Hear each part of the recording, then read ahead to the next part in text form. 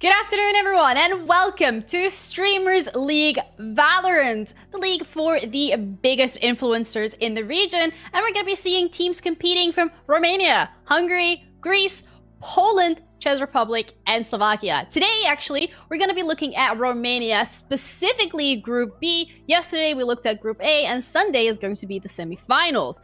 But, Rob, what's on the line for these teams here? Oh, well, there's a lot on the line for them. There's a beautiful prize pool that we can actually take a look at. And most importantly, a chance to go to those ever so exciting LAN finals in Wrocław.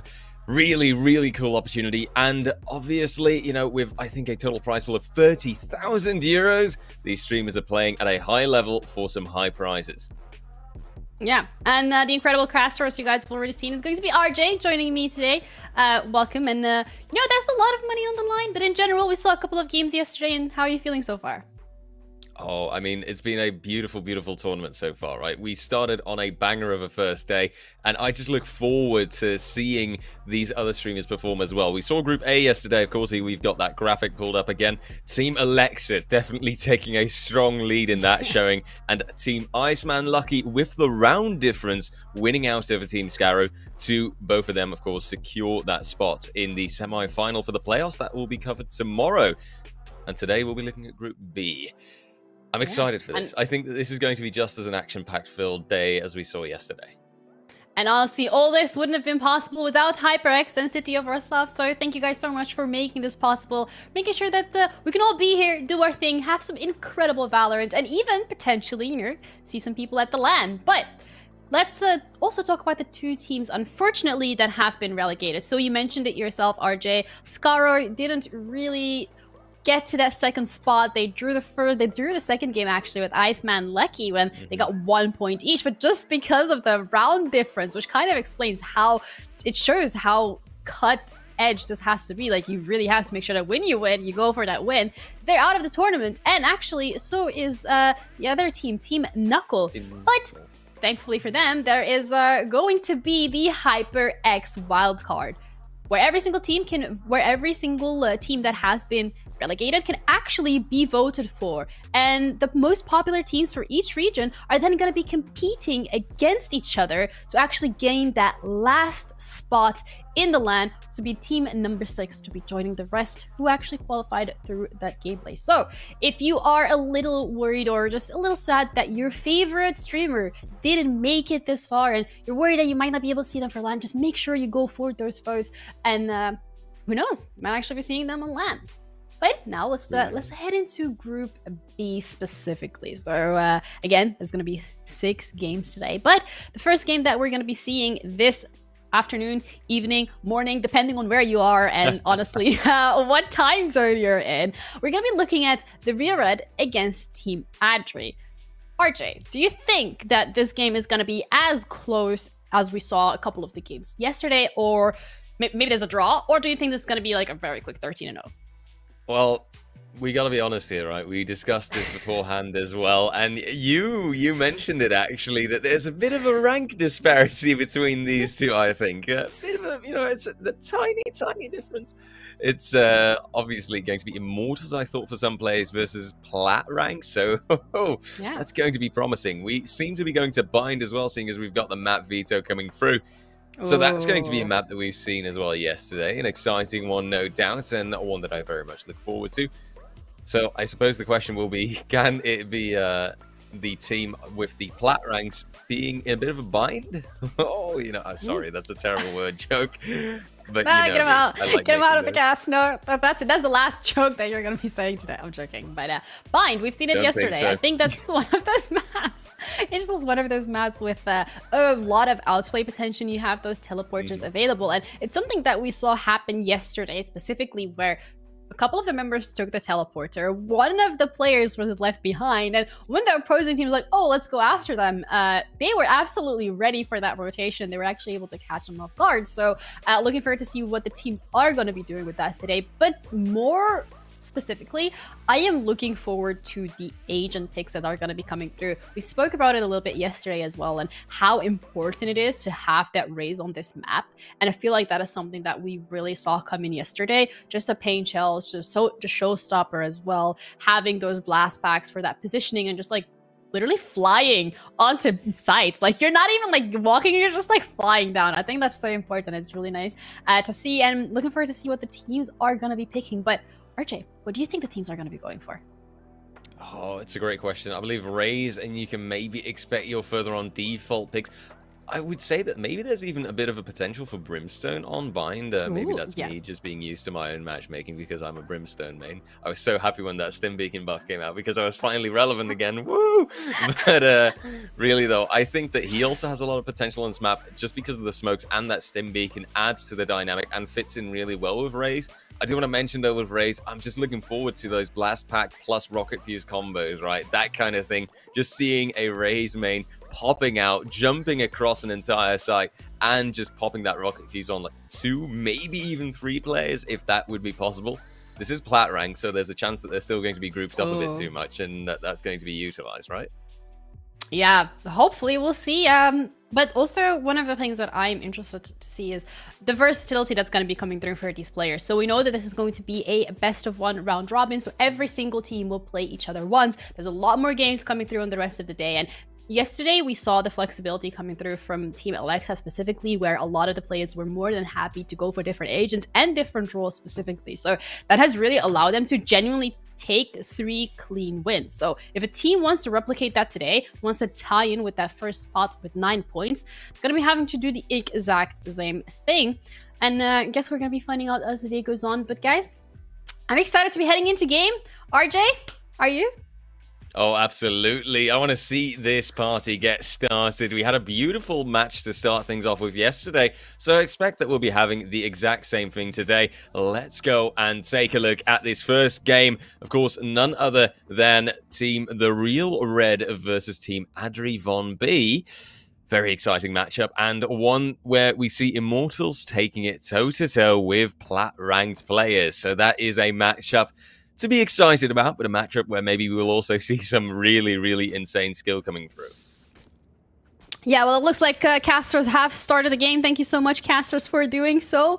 Adri team is going to be starting off on that attacking side. They do have the Reyna rather than the Raze, and I'm going to really keep a close eye on how that is going to be playing out specifically, as for now it seems like they want to go for that 5-man stack onto A rather than actually committing to B. The majority members from Real Red are, however, on B, but it looks like there's at least one person coming onto that rotation, but there is a Cypher Tripwire. Oh, but there's a start from Spider, however returned by a Spexku, and a trade so far to start things off. Immediately delay as well coming through from the attacking side until they can drop that wall and commit to the spike plan straight away. Adri Von B, of course, the myth, the legend themselves, and the spike being planted, but a Isle drone coming in return. Good old Sto Enjoyer apparently also coming in and taking out Adri Von B. I like that name. That's a cool name to have. And the defending side with a advantage, plus already sticking the defuse, and they're just going for this. Oh, wow. But the diffuser gets killed. Incendiary to chase. But there's still only a Spescu left, and that is a tough advantage that you're facing. 3v1. But maybe this can be clutch. Kalitor, however, he's committing to this, but the diffuser still gets killed. Red, though, with the last-minute return and the defuse to be stuck through. Luckily, they had half of it, because otherwise it would have gone terribly wrong. That was clutch, to say the least, coming through. The first round already. Yes, RealRun secured it, but that was beautifully executed.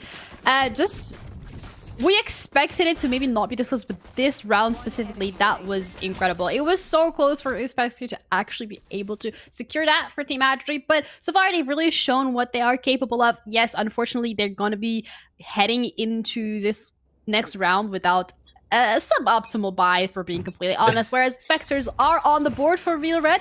Gonna have that increased firepower. Frenzy is gonna be coming through, and it looks like they're gonna be going for hook, but there's a judge there. It's pretty much standard classic bind gameplay, and they walk into it, gets the one, gets another. That's the play coming through, and it's a flawless round, the quickest one in the West, as Real Red secure round number 2. Absolutely classic, and of course very well executed play. Beautiful 4K to come through, and just like that, it's the second round on the board for Team The Real Red. Yeah, I shouldn't be all too surprised, right? Yeah, that judge, you saw it being lined up. Exactly. Yeah. It was just a match made in heaven. I thought you were gonna say in heaven, and I was like, is this gonna be a pun coming through? But also, like, there was no layer used there. We're getting started just today, you know, taking it easy, taking it at a comfortable pace. Okay, we don't want to instantly start with the terrible jokes coming through. But once again, a judge and hookah this time, however. Team Adri have decided that is not really something that they want to be looking forward to. They do have the Vandals coming through with those shits in the... That's a Radiant gun buddy if I've ever seen one, so maybe there's not that big of a disparity in terms of rank. No, I was having a look, actually. Yeah. It's a bit hit or miss, basically. You've even got a silver, you've got gold, you've got diamond, you've got flat. It's all across the board on the Edu Von B side. But let's hope that they will still be able to surprise a Spescu, for example, making that difference. And also the Platinum Free player, with right now another standard wall coming through. The spike not actually being planted straight away. Location revealed by the recon bolt, but there it will come through. However, the refrag's there. Red to take the kill. Henter go for the team kill. Oh no! There's got to be some struggle going on there. I'm calling it now. There's beef. There's beef, Genie. There's beef. There's fighting for themselves in the voice chat. Spescu is fighting for his life as well, trying to make sure that the fuse doesn't get stuck. Because we've seen it happen in the first round. It's now 1-on-1. Yes, Adri have won the round with that increased firepower. Even have the Viper Spit online right now. But the question here is, at what cost?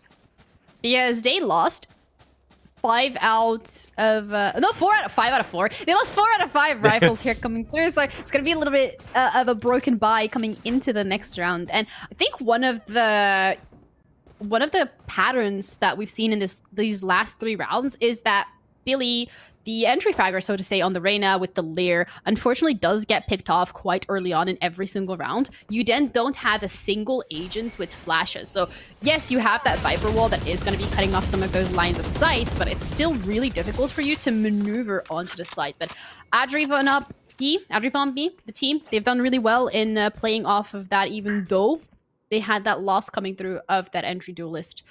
So hopefully they can try and fix that coming into those next couple of rounds, because so far the Real Red have really been good at capitalizing off of it and punishing them for the lack of flashes coming through when that entry duelist is taken out. Most certainly so. And I do want to put that general highlight on Team Adri Von B. They show some resistance, so now it's up to them to keep committing to that, as Spescu in the meantime can find another frag. 4-4. And a balanced situation that they're in. A play that they will be making for that A site, you could say, especially now that Hend finds the kill on Vecino. This makes it more likely for them to push ahead. Spray down, however, Kalutsor going aggressive through the Viper wall, and just like that, a 4v2 makes this defending side a lot stronger. Spike plants, it will come through. The bolt is tagged, however, so that does give vision.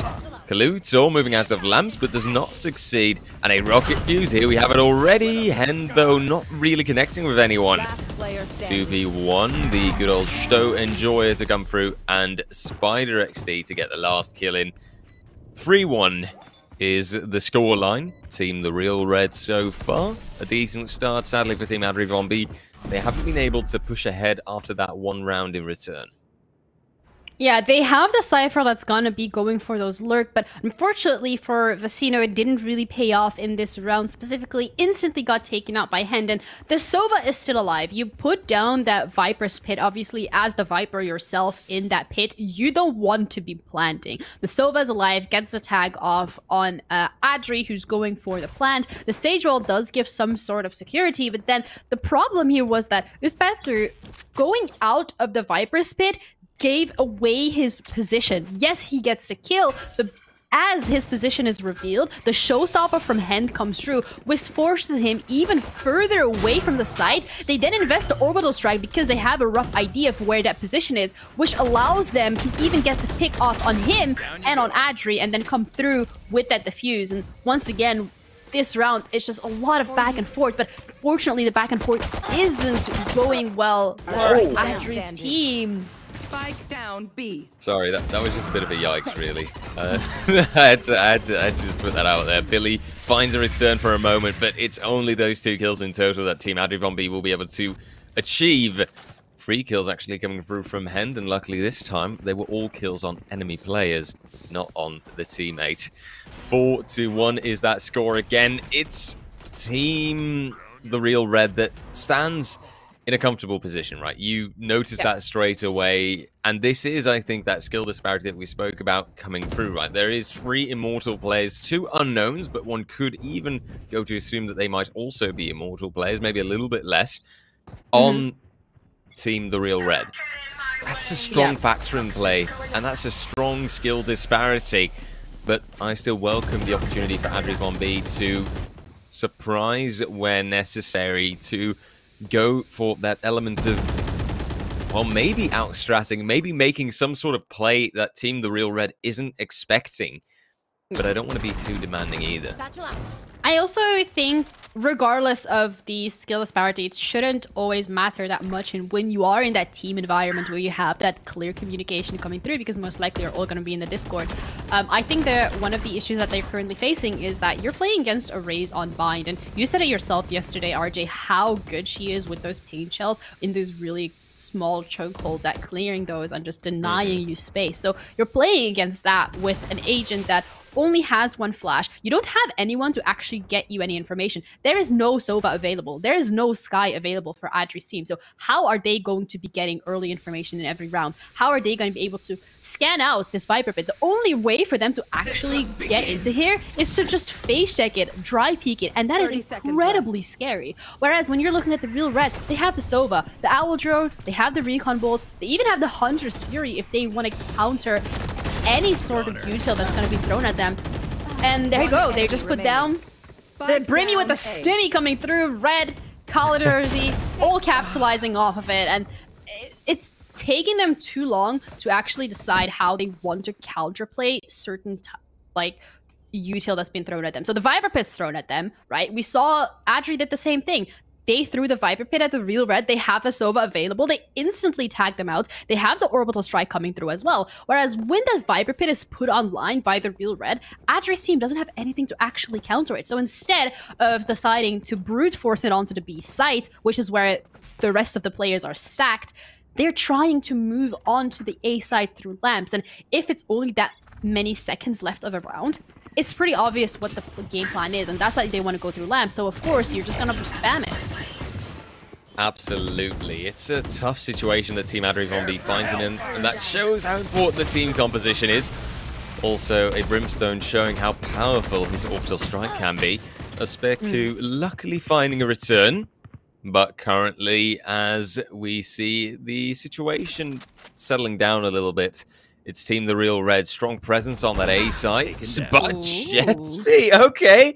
That was a beautiful shot. Red caught out and a 3v3 created. This could be a chance for Team Adri Von B to return on this. Incendiary to delay in the meantime. Chitefi in a bit of a tough spot. And Sto Enjoyer taking the kill on Adri Von B. The figurehead, the captain, taken out of play and positions also given away. Team Adri Von B struggles somewhat and decide to fall back a little bit. Of course, they've got 35 seconds on the clock, give or take, so time is ticking. Team Adri Von B, it's now or never, and, well, 30 seconds left. That B area is looking a bit scary. I see that Raze over there, and I think that he definitely knows how to hold off a bomb site. Yeah, it's now a 2v3 situation, and they do seem to be rotating, but Hand again in hookah with a judge, something that they've been trying to avoid after that initial 4K came through, but this guy's Spirit does decide to kind of check it. That's going to be the Boombot coming through, but Sto Enjoyer also has that information, has come through with that rotation, and once again, the clock has been run down, and when there's so little time left and you don't hear any sound cues or you don't even have that sense that they are going to be going for the A site, you know what's happening. You know that 14 seconds on the clock, Hand hears those footsteps as you can't really press shift at that point. It's going to be able to give that information through to the rest of the team. They're going to be coming through with that rotation. And once again, they get caught off. So I think Adri really need to go back to the drawing board and try to figure out how they want to counter this, because their economy as well, not really looking the best. And if you're losing continuously, then it's going to be really difficult for you to get back. And Hand, with that operator on the Raze, doing so incredibly well. The Leer is going to come through, but it's not actually going to do anything. Giving Hand the opportunity to get 3 more picks. And on the meantime, as they're trying to punish the team, is Pescu trying to fight for his life. And that's the ace! With the operator coming through from Hand, making it look so incredibly easy. Effortless and such strong impact. Hand, altogether really, without a doubt, I would almost say the top fragger in this game. And if it wasn't for Hand, then I think Team The Real Red wouldn't be having things go this effortlessly. And you see it by far. Hand coming through with that 15 kills. No assists, by the way. If Hand goes for a kill, and obviously rocking that operator, it's far more likely, then it's going to be a deadly one. Just like that, The Real Red 7-1. You can kind of see why they're performing as strongly as they are. And you see that utility coming through again, right? These abilities creating opportunities to delay to get intel. It's being perfectly done. Kalitor falling back a little bit as he feels the pressure. But surprise, surprise. I've got Hunter's Fury, he says. And he seems to be off the mark a little bit, but hey, the idea was there, and that's something. Hand also still on a roll, gets another kill, starts off this round, and starts it in favor of Team The Real Red. Yeah, Huntersphere is just gonna delay their push onto B site even more, and now we're heading into less than a minute on the clock, so you have to decide whether or not they want to go. And it's the Viper split this time. It's gonna be coming through early on. They haven't really lost many members as of yet, but they don't check the corner. Schlo gets another pick. It's the Viper pit offline, and every single member drops like flies on a flawless round coming through from The Real Red. Once again, they are very close to those double digits. Most certainly so. And I think you notice it, right, in the way Team Adri Von B keep getting caught out. You've got Uspescu that is definitely standing out on top. And, yeah, I mean, when you look at the ranking, it kind of adds up. Although, I've got to say, I would have expected a better performance from Billy to come through with that diamond rank. And from what I've seen, Vasinu is actually ex-immortal. So, you know, where's that performance coming through? Well, apparently a sheriff kill can be found. A Vandal recovered for the trouble. And maybe a chance, maybe a good start from Team Adri Von B, especially with that Cypher ult coming through. Neural Theft shows positions, but Red will still find a frag. Instead, gets a double as Billy falls as well. And immediately, that's 2 impact players gone. Spider then takes out Vasinu. And you notice a 4v1 with just Chitefi left, but sadly falling to Spider's Phantom. A triple kill and 9-1. Yeah, it's not looking the best at the moment for the Real Red. For Adri, every single time they are trying to change up their plans and go for a different way to push onto the side, they're instantly countered. It's like the Real Red are reading them like a book, and every single member of this team is more than capable of holding that side by themselves or with the two people that are already there. Also, Hand with that operator so good at continuously changing their position, so you don't know which one you're going to be going for. And this time, they want to go for A side once again. That Viper's pit is put online, which means that they're going to have to try and go for B, and that's the opening that they needed. Vecino taking out Hand. Gonna make it so much easier for them to actually gain space onto B side, but instead of them going to capitalize off of that individual pick, it looks like they still want to go for the A side. They're looking towards lamps, and they're gonna have to consider whether or not this is actually a correct play to make. That's the question to ask, right? But I think right now, anything that Team Adri Von B can try that is a bit off the mark, that is a bit unsurprising, or surprising, I should say, will be something they should try. Otherwise, we're looking at the Real Red, the double digits. And those are always such a milestone, especially in Valorant. It puts you 3 rounds away from getting the win altogether. But let's see how this execute will work out. Red holding the angle, waiting for somebody to show up from Vals. And the wall is good, but it is also immediately taken out. Spider then holding the crossfire, and Vecino currently stuck in that ult. Found, not yet, as Spider gets the frag on a Spescu, but Vecino actually does manage to return this quite well. 2-4, but there's the orbital, and that puts the Spike Planter in a very tough spot. The time is ticking, 7 seconds. It's now or never, and look at the pressure that Kaluza is putting down. They can't get the Spike down anymore, and that will still be a win for Team The Real Red. Even though Team Adri Von B had such a massive man advantage, they still lose it out, and it is the double digits coming on the scoreboard for Team The Real Red. It is Team Adri Von B just caught out very, very heavily. Great ability usage, though, by the Real Red coming through. Wow. Having that orbital strike, just holding on to it and waiting until the plant goes down to really disrupt the dynamic that Adri was going for, has given them the opportunity to just win the round regardless of the men's advantage. And the orbital strike is going to be coming through quite early on to clear out Showers, which you haven't seen them do as of yet, but they haven't even gotten onto site. They've already invested so much util without gaining much space. Red with the operator shooting through. There's gonna be a molly thrown into Showers as well. They're gonna be coming through with those wall bangs. Like, it's impossible for them to break the defense onto the A side. Regardless how much util they throw at it, regardless how much they try, it's just not working out. Cage triggered. A little overstep coming through from Red, does get punished, but Hand is gonna make sure that the trade is gonna be coming through. There's also a resin available at the moment, but that only leaves Adri, the last player standing, and Hand closing it out with that beautiful finisher from the champion skin. Switching sides. And just like that, we move to halftime, 11-1. Team The Real Red with such a dominant showing, and at least a chance will come through perhaps in that pistol round to make a difference. Here you do see that great timing from the paint shells, and that definitely put a player like Billy in a tough spot and ended up enabling Hen to get the triple kill in. And we see the scoreboard popping up again. Well, one thing's clear, right? You've got one top fragger on the sides of Team Adri Von B, but you've got the Real Red, the entire team, Hend on top, but Stow and Joya, Spider also coming through. They're pulling their weight, with Hend definitely carrying the heaviest of them. Yeah, this is the pistol round, so fortunately for Adri, their economy has been reset. They won the previous pistol round as well, so this is not something that...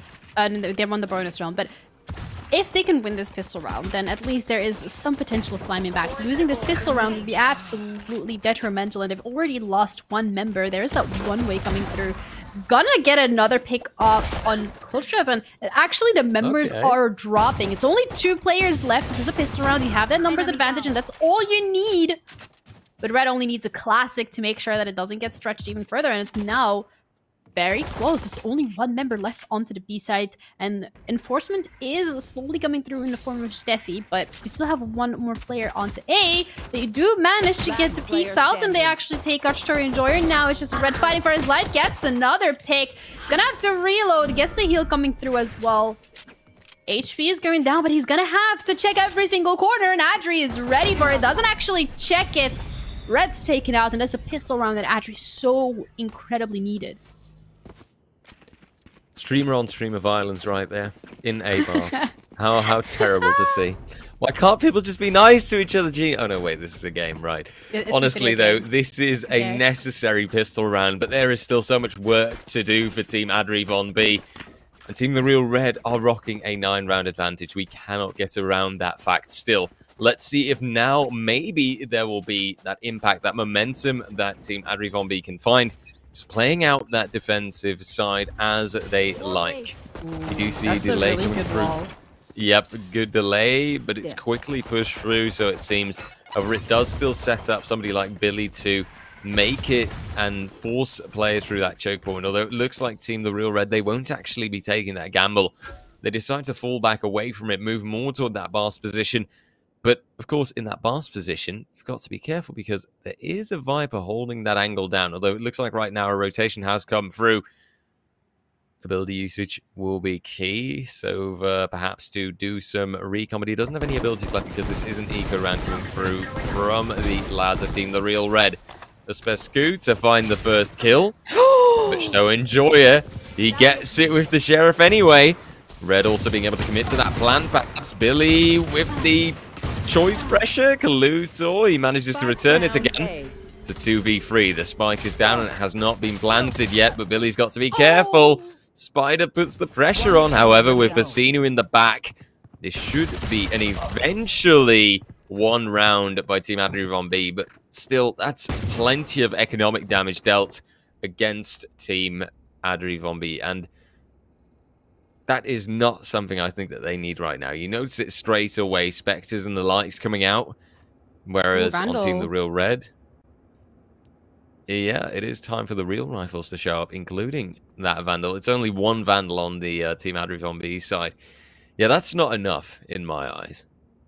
Well, having that hero rifle specifically on an agent like Reyna could potentially pay off if it is executed correctly. So there's always a chance to be able to capitalize off of it, because Reyna can just get a pick and dismiss out right away. But it looks like Billy so far hasn't really been able to do that, and that's an incredible camera angle. Is that legal? Because you genuinely cannot even see it.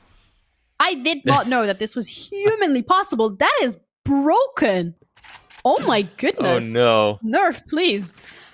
Broken, please, Rito, broken. fix. Please, Rito. But that one way is not really a one way at the moment. Unfortunately, that seems like a little bit of a misposition in terms of the util that has been coming through. But for now, all they have to do is just hold on for as long as possible, because the clock, it's ticking, and they're gonna have to commit now or never. And Billy, with that hero rifle, already takes out one player, but he gets traded out right away. Uspezko falls next to him. They gotta be able to get that plan coming through. The Vandal is now no longer in the hands of Adri's team.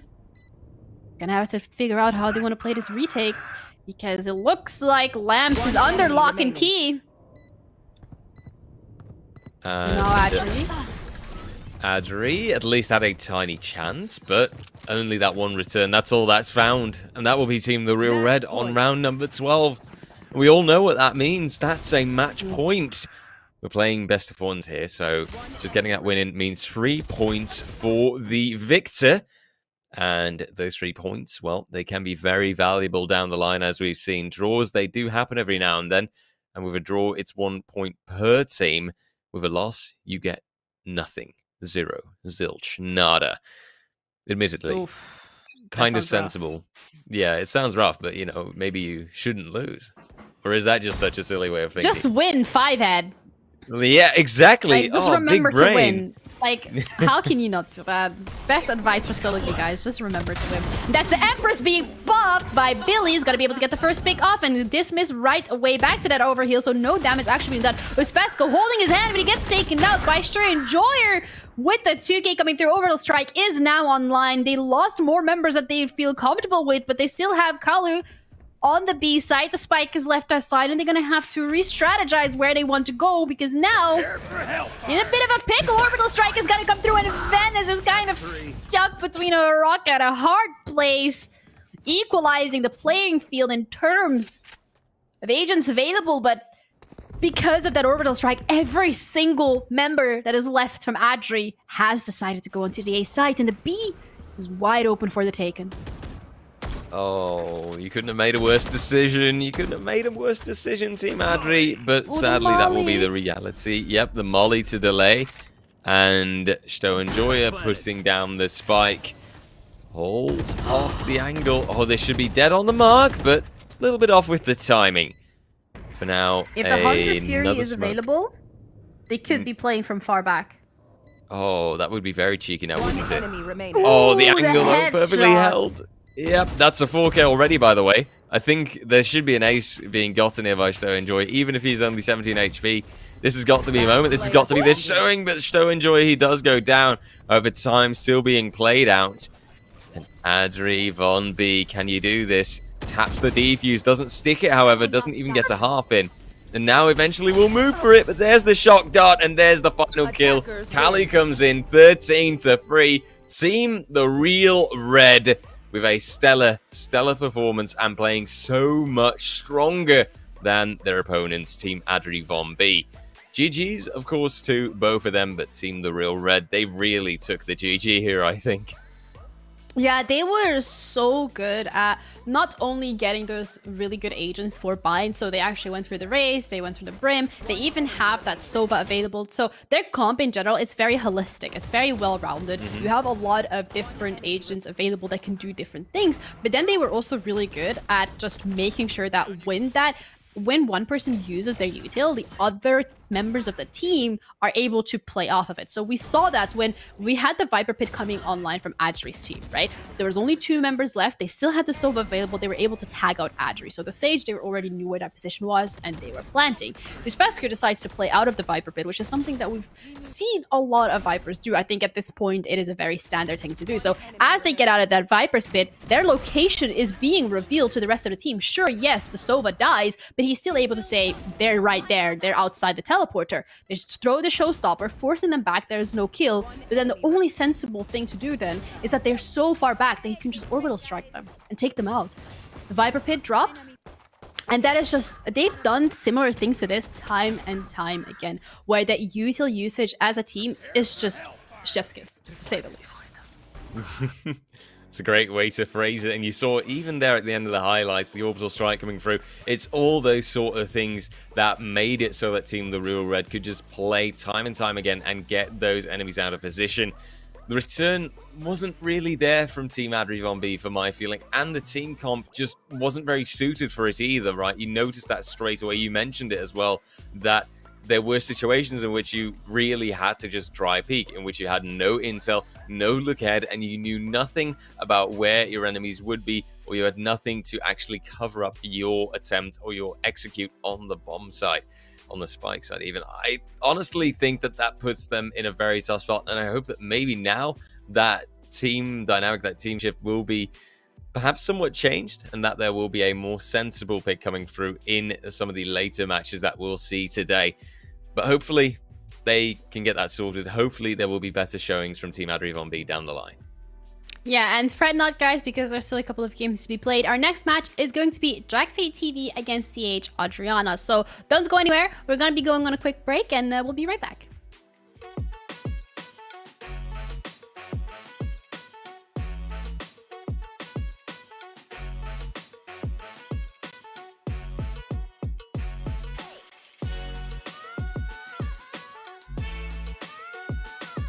Hey, chat.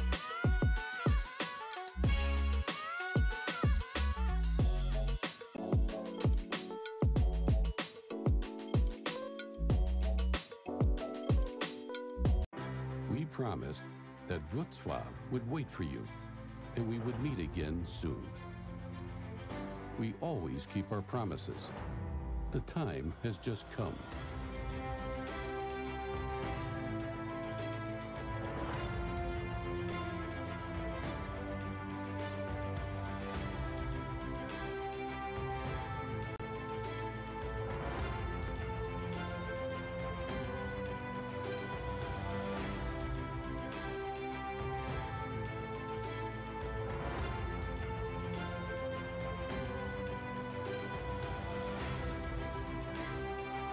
There is so much to discover, to see, to experience. Make good use of your time. It would be great to see you again. We are waiting for you whenever you are ready. Let's meet in Wrocław.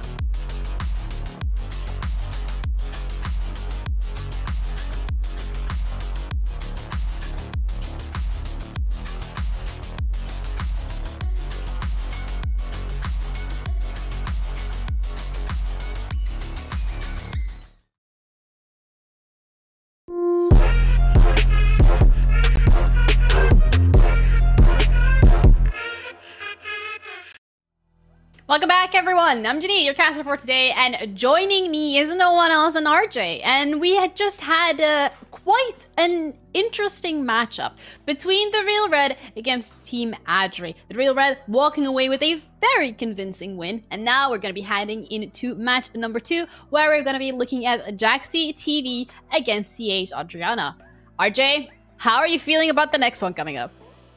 Oh, very excited as well, although I've got to admit I'm a little bit afraid perhaps in the position of Adriana's team, where you see another one of these matchups with a severe rank disparity.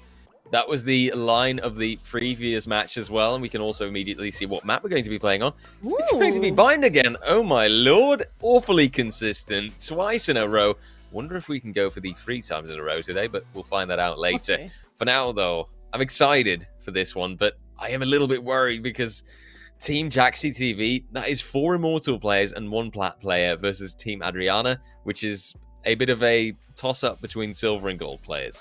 So, good luck. Yeah, I guess everyone's going to be needing a little bit of luck heading into next game. But this wouldn't have been possible without HyperX and City of Wrocław. So thank you guys for making this possible. As, you know, we wouldn't be here today seeing that competition between these very different, dare I say, ranked teams. Again, what we saw last game was mainly in terms of the game plan and in terms of the utility that was being used. Wasn't really up to par in like when you were comparing Real Red and, you know, the other team, which was Team Adri. I think that was something that was a little bit inconsistent coming through from Team Adri. And yes, there were a couple of rounds that they were able to win, and they showed us what they are capable of. I think it's just a matter of really refining those you know, util usage, refining that communication, and maybe even looking at the agent select and the team composition before you actually decide to go into the game. Because I feel like when you are missing that information collecting agent, so whether we're looking at the Sky or at the Sova, I think missing that is very, very crucial to the game. And also like missing arrays specifically on Bind. Same thing actually for Fracture, really. She's just so good at that. So I think that might be something that you want to look into, because also only having 1 agent with flashes that for the entry, and that being Reina. You know, we heard it a lot on VCT as well, how for Lothar, for example, does not appreciate the Reina pick. And again, she's very one-sided, very selfish agent when she's coming through. And when you're playing in that team environment, maybe not something that you want to be whipping out that early on. Absolutely true. Does bring a lot of power to the table with the abilities, but when you think and look at the bigger picture, it's not just you on the map, on the match. It is an entire team of players. So you need to make sure that the 5 of you can be that one consistent unit. So yeah, very, very interested to see actually that agent selection coming through, to see who goes for what. Dare we say that there should be a raise, or that we can expect a raise on either side? I think so, right? Yeah, I think especially with the higher elo players specifically, they're very painfully aware of the util and just the importance of having Raze on this map. And we saw it last game as well. If someone was trying to push, whether it was through hookah or whether it was through lamps, a pain shell a day keeps the enemy away, and it was quite often that pain shell made sure that not 1 or 2 people died. And also just that showstopper, when you hear that sound cue, there's fear going through your entire body, because you know you have to run the other way. You gotta sprint it, you gotta book it, because that if that thing hits you, you're out. But because of that pressure that showstopper brings and puts on top of you, for just the fact that you have to walk so far away, it does, as we saw in one of those rounds, kind of puts you in a little bit of an awkward position and a little bit of a corner that you then have to hide into. And if then there is a follow-up with, say, for example, the orbital strike, you know, you're all kind of huddled and bundled together into that one little area. Orbital strike can do a lot of damage as well. So I think we will definitely be seeing a raise. Brimstone as well, I think one of those agents that we are going to be expecting. But as we're heading into game, I guess we'll find out. There's no raise, there's a neon! And a jet! Oh! Okay. And a chamber also coming through. All right, all right. I really want to see this pop off now. This is one hell of a composition. At least we do see some similarities. There's 1 Sage on either side. And that's kind of where the similarities stop, actually. You know, I'm just mentally looking over it. Wait, is that everything? No, wait, that is everything. For the rest, it is just a completely diverse lineup. So let's just get into this first round of the second match so far today in this beautiful tournament brought to us by HyperX. For now, trades to start things out.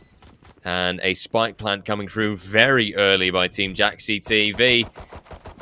Honestly, I think right now, with this 4-4, with this spike plant already having come down, and the defenders going as aggressive as they are, there is no way that this will work out, I'm afraid. Lighty then, one of the last men standing, sadly falling by the hands of Jaxi. I'm just going to say Jaxi. Sorry, Jaxi. I'm not going to keep saying your name that much. Yeah. And just like that, his team gets their first round in, and that will be the 1-0. That'll be a great start. And that'll be the lads from Team Jaxi TV standing strong and making that mark. Also looking at the weaponry that was just picked up by the Jet, we saw a Vandal coming through. So that's a lot of confidence and full, full armor. So that Jet is ready to make some plays. You have that Vandal, you have that Stim Beacon coming through. It's going to be trying to get a knock up from that Neon, but it's not going to quite connect.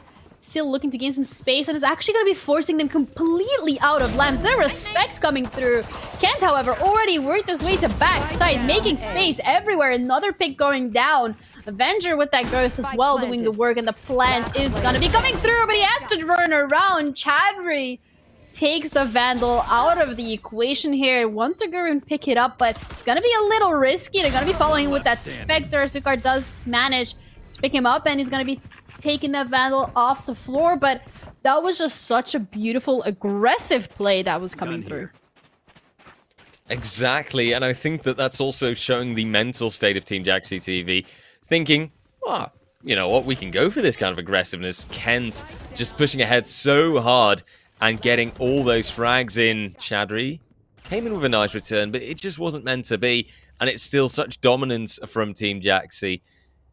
I hope right now that there will be a good showing, a good return from Team Adriana, but I'm afraid that this will still be such a tough play. And here you get it again, Team Jaxi moving ahead, but at least the alarm bot from Zombie, from the Killjoy, making the impact.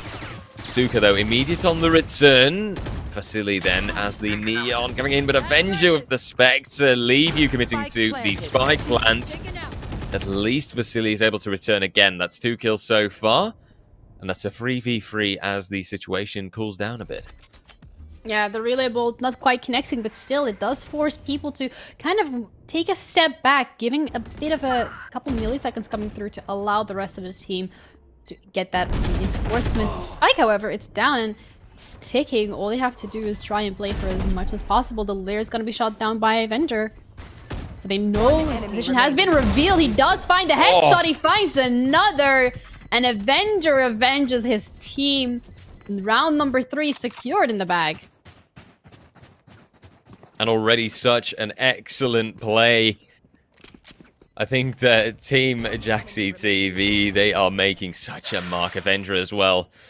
Very apt to use the word Avenger, of course. Avenge for those fallen teammates. I think that Team Adriana currently will be giving it their best shot, but you saw it for a moment there, that team composition, that team buy. Yeah, not really all that good and somewhat problematic, I might even say. A Sheriff, a Stinger I saw, a Bucky also coming through, I believe. This feels like Pots just... and pans. Okay, let's go. This feels like an attempt, but Kent just has the high ground, and as we've all seen in popular media, that high ground has the advantage. At least Zombie manages to frag back, gets something with the Stinger, stands at the ready, but Kent on the Vandal is much stronger. Some healing coming through as well. Kent just keeps taking this position. Chadri not having any sort of comms from, I assume, Lamps. Somebody should have called, hey, there's somebody in there. Luckily, though, Snick will be able to take that kill, take that refrag, somewhat delayed. Although the problem is that the spike has already been planted. And that right now, Jaxi stands 4-0. Yeah, Kent has been doing this time and time again, where he just goes for that lamp control. And so far, you have the Sage on the site. but you don't decide to invest the wall into lamps, and I think that is a little concerning because this is 4 rounds in a row where just the lamps control that was gained by Kent has absolutely blown the site wide open. So that is something that they might want to reconsider. Another thing that I think is really important is you have that Killjoy available. You have those turrets. You have the ability to kind of pull and use your util to see if there's a flank. But they just left their backs completely unattended. So if you're getting pinchered in from 2 sides at the same time, it's a little scary. This time the relay bolt does connect with Kent. It does slow them down just a little. The orbital strike, however, used on lamps this time, forcing every single player in there to get out. Paranoia is going to be coming through. Kent has a dash to safety. Does manage to pick a snipe on the way out. Venger is going to be coming through, and so is Sokar, as that one way with the Cloud Burst has given them an absolute incredible advantage. The plant is going to be coming down. Kent's going to go for the double up draft of spot out Chadri, who's now heading into showers. Wants to go away and at least save some of that firepower that they have available, but they don't want to give it to him. They want to break their economy and have it on their knees. And they're going to be forcing Adriana once again into Nico. And just like that, it stands 5-0. And you would say forcing them into an eco, but oh, it looks like the call is being made back. I was, for a moment I was going to say, like, oh no, but they're buying, trust me. And it seems like that's going to be what they will do at the end. 3 Vandals coming through, a Bulldog and a Judge. Interesting. Hey, the Judge is pretty good. We've seen what it can do in hookah. Oh, most certainly so, most certainly so. It's not positioned there. No, I was about to say that's not the position that Lightly is taking, though. Stands closer and will try to play it out on the A site instead. I still wonder how this one's going to pay out, though. It's a 5-0. It's Jaxi TV showing such a strong spot to be in. Close range angle, and Lightly with the Judge gets a double, but it's just that double. It has to be more for Team Adriana to actually get the wins in. Yep, the Shrouded Step to reposition actually does catch Jaxi's team off guard. So they do lose 2 players in the meantime, and Ken so far has been instrumental to getting that lamps control. But this is kind of what we're talking about. They continuously are going for the exact same play time and time again. So this time they have been punished for it. Levy does have that res available, so another player is going to be coming back. So far, Kent is the only one that has been put down, but it's still a numbers advantage. However, the clock is ticking, and they do have to decide whether or not they want to get a move on this one. Chadri does push out, does make initial contact with Jaxi, but Jaxi manages to get the upper hand. 30 seconds left. Now, the numbers advantage is even further stretched. They do, however, need to commit quite soon. The Molly is going to prevent Zom from actually pushing out from lamps. Members are dropping. He does manage to take down the spike carrier. The lockdown is going to come through as well. So if anyone decides to go for that plan, it's not going to be possible. The only way for them to win it is to actually take the pick off, and that's exactly what they do, and they still win the round. Jaxi, what a beast. Goes for the correct play. That's 6-0 coming through. Unbelievable, even when things get so narrow, and you saw it at the start, by the way that kills were returned, the way that they were exchanged. There was a good chance for Team Adriana to come through, but sadly, Jaxi makes it clear at the end that he will go for that battle, that he will go for that fight. And just like that, gets himself and, of course, his team that 6th round. With the timer running down and it being time for round number 7, it's a new attempt, a new shot at things by Team Adriana. Also, by the way, funny to see that Team Jaxi is just dead set on that A site time and time again, it feels like. Have we seen them even plant on B yet? I don't think so. Doesn't feel like it, at least.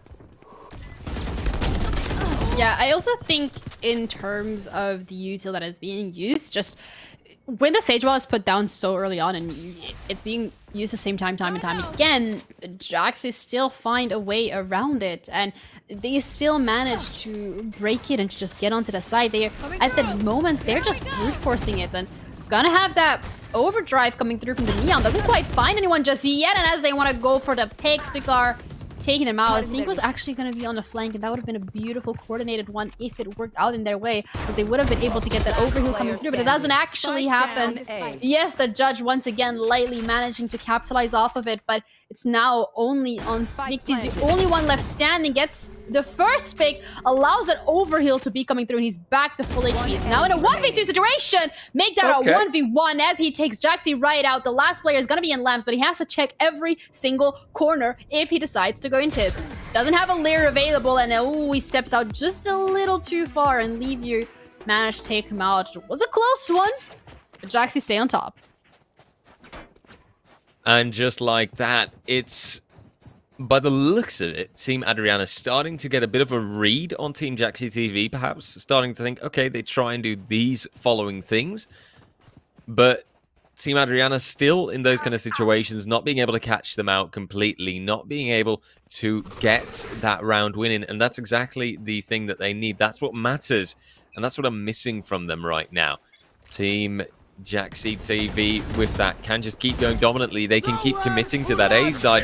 And oh dear, the Hunter's Fury, that is on the mark. And that gets 1 kill, maybe 2. Oh, most certainly so.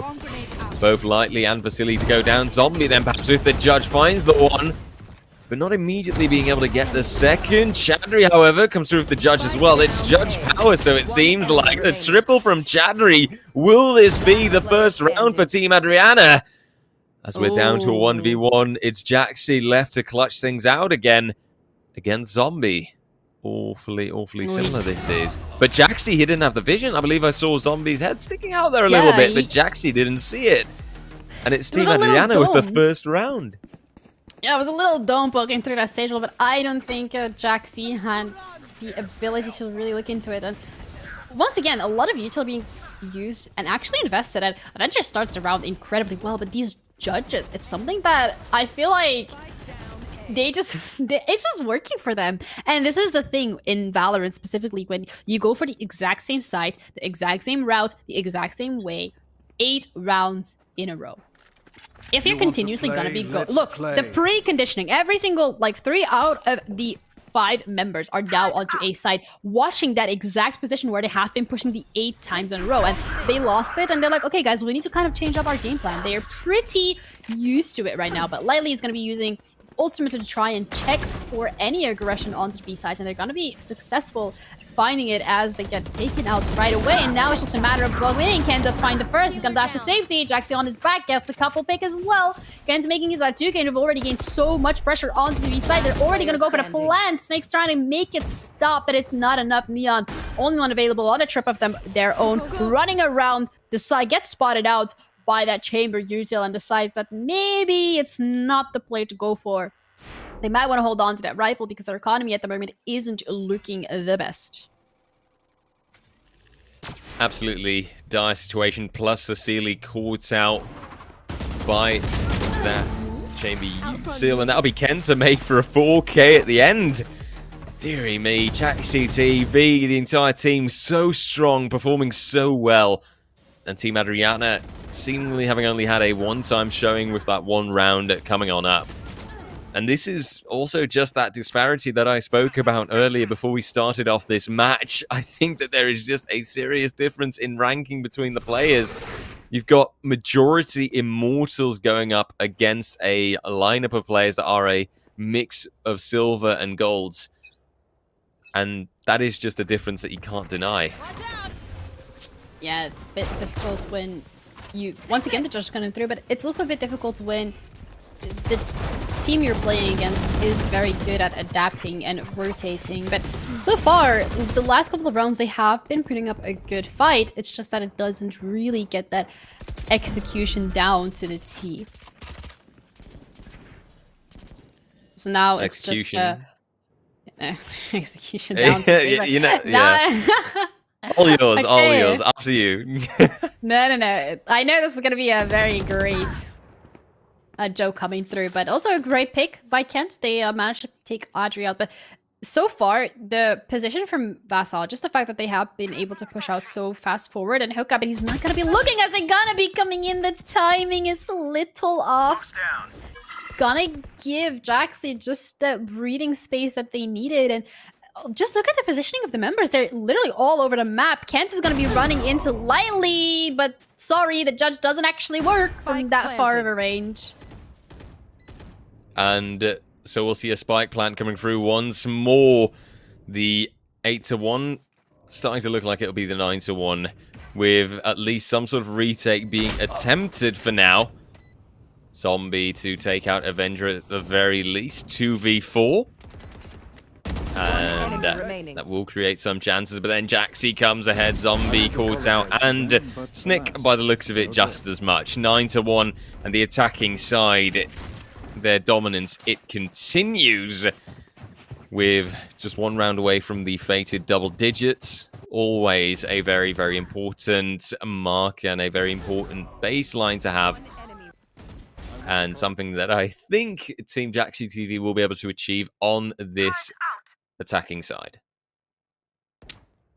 Yeah, it's now 9-1, and when you get so close to these double digits and you're actually, once again, not on that optimal buy. So this is probably going to be quite an easy round for Jaxi because they are playing against worse firepower, which means that when you do push out aggressively like this, it has to work. But if there's a slow up right under your feet because they're able to read you perfectly, it's just not going to play out the way you want to. So Jaxi, they're going to be able to take these double digits, and they're going to have to... So the next round that's going to be coming through from Adriana, just because they lost this Eco so heavily, they really need to win that because their economy is in shambles. And yes, the economy is going to reset after this, but going into the next round, 1-11, that's so much pressure onto having to win that pistol round. Because if you don't, it's going to be 2 rounds in a row that you lose, and you're already 1-11, so there's no breathing space.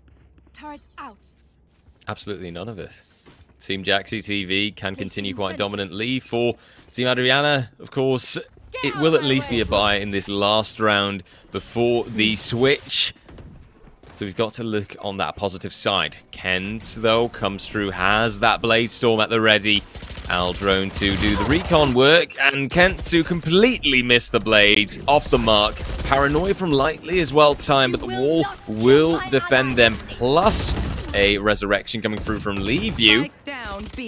Although I'm not sure if that was actually... Oh no, it was actually successful. Kent to be back up, and a 3v3, 3v2 to remain. Initially an advantage for Team Adriana, but then it gets turned. It is Sukar who just knows how to find the doubles when he has to. He does only have 9 HP left over. Kent just as much in a low HP situation, but Jaxi holding down that angle. And that's the window position being quite strong, but that's also just Jaxi having that advantage, and Vasily at least knowing that there's a player there by the sounds of it, but getting caught out by Sukal regardless. A million angles to check and wrong timing to look. 11-1, that's the halftime score. And that is Team Jaxi TV in an undoubtedly strong position. I wonder what this halftime is going to give, and if this side switch will make the difference for Team Adriana, because in theory, I'd say that the attacking side would be even more challenging for them in comparison. Yeah, that's one of those things. You're gonna now be going on to that pistol round. You've already down 10 rounds in total. I can't even begin to imagine the mental state that they are going to be in currently. So now, as they're going to be moving on to that attacking side, already when we're looking at Jaxi, they have positioned quite well. So they are expecting to be pushing out aggressively, gather early information, really back to the team, and they're even confident enough to hold an angle just to make sure that they're able to get an early advantage. So they even get these ult orbs, want to make sure they get those Sage res online as early as possible, but as that Sage roll is going to be put through, Adriana's team still really far back, haven't as of yet decided where they want to go. They're just clearing angles, but they're not pushing through. And when you are down already 10 rounds, and you don't want to make any mistakes, but you have to remember that there's always going to be a time, and it's always going to be ticking. And the time, the clock, it never stops. It just keeps on rocking. For now, though, we'll see that time being a factor, pushing Team Adriana ahead to finally make the play, to finally go through. But the Headhunter not immediately finding a connection. Leave you, though. Whoop, right on target. Vasili's there. Leave you gets a double, as a matter of fact. Make it a triple, actually, with Avenger coming in. Jaxi just thinking, oh, fine, I can't hit my shot, so I'll just knife you instead. And that's a flawless round from Team Jaxi TV. They put themselves on match point, and they are set to get the most dominant win that we've seen in the Streamers League so far. 13-1 is that potential scoreline, and I think that it's very likely that it's going to happen. It feels as if Team Adriana just has nothing to put in return here. Yeah, even Marshall's coming through, Spectres, we're even seeing a Phantom being picked up. And when you're going up against that heavy machinery with only classics, it's gonna be really, really difficult to make a mark and get a win coming through. The relay bolt isn't even going to connect, so Sugar just feels more than comfortable putting the Sim Beacon out and starts spamming through the smoke. Kent has already taken out a player. And just look at the confidence coming through from Leave with a Sheriff has literally just gone on a journey of himself, completely cleared out main, and they now know that it's most likely going to be a B hit. They've already... This is just the confidence that Jaxi have dealing with Adriana's team. It's just impressive to see, to say the least. But a little bit misplaced, I would say, seeing as Team Adriana is moving for that A site. So at the very least, they will get the spike planted. Avenger, that Owl drone, also staying alive for way too long, comes in with the Ghost, a 5v2. At least Snick can put in a bit of a balancing act. But they're still caught out in such a tough spot. Already they can commit to the defuse. Ken puts the pressure on, and there you have it immediately. It's Leave You sticking the defuse. It's Team Jaxi TV getting the 13-1. And just like that, the most dominant match so far that we've seen in the entire tournament has been played. And it will be that 13-1 result. I mean, this could have only been more dominant if they'd gone 13-0. And right now, this result alone already says enough. What a showing from Team Jaxi TV. And in the highlights, you're going to see this as well. This is going to be all Team Jaxi TV just rocking the whole time. Yeah, this...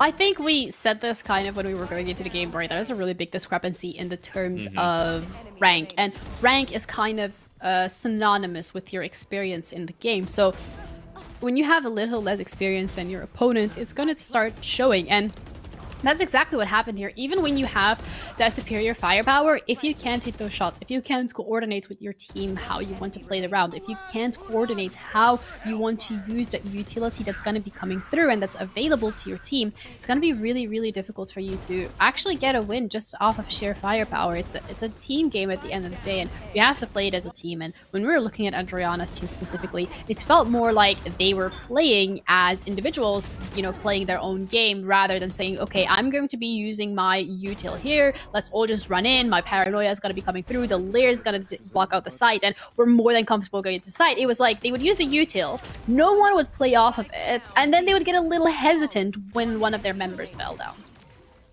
Absolutely, I completely agree, and I think that you then also had that factor of the skill gap coming in terms of the aim battles.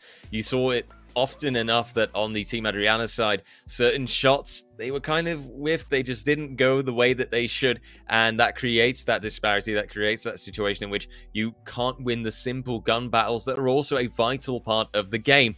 So if those don't go your way, if the utility, if the abilities don't work out like you said, you know, the communication in that regard, then there's just several factors that played against Team Adriana in this matchup, and that just made it for Team Jaxi to get a very, very dominant win in. So GG's to the both of them, but we all know who is a crystal clear victor in this one. Yeah, good job to both teams, and we're still going to be seeing a couple more games as we're going to be heading into match number 3 after the break, and that's going to be the Real Red against Adriana. The Real Red already have 3 points secured, and Adriana not so far. So guys, stick around to see how they're going to be performing on match number 3. We'll be back shortly after the break.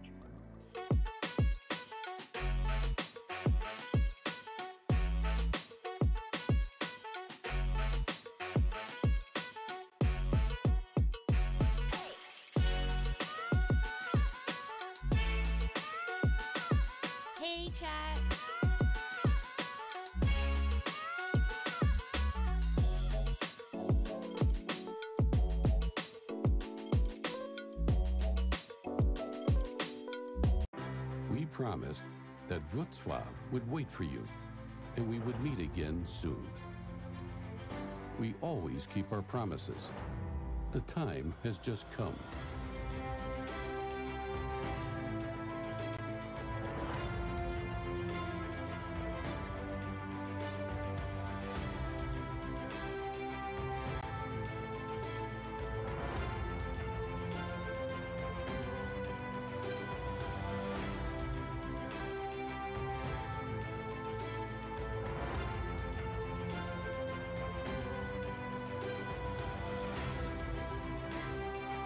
There is so much to discover, to see, to experience.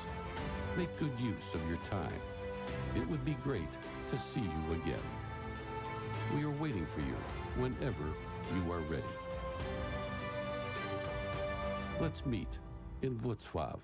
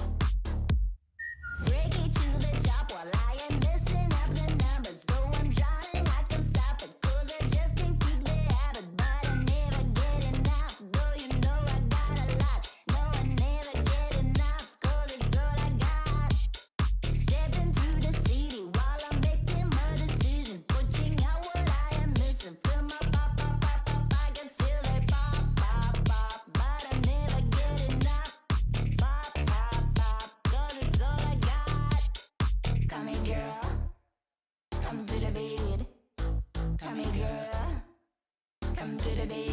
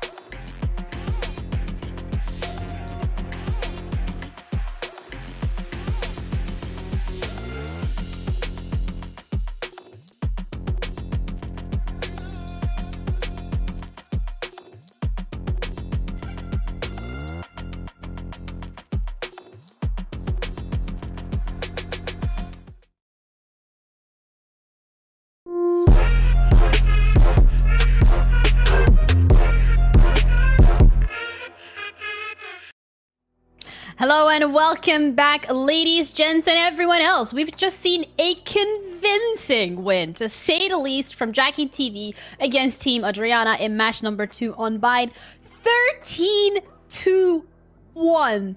Oh my goodness, what a game. And we're going to be heading into match 3, RJ. It's going to be the Real Red once again against Adriana. How do you think they are feeling mentally after such a devastating loss, going against the Real Red, which also put on quite a convincing show in game number 1?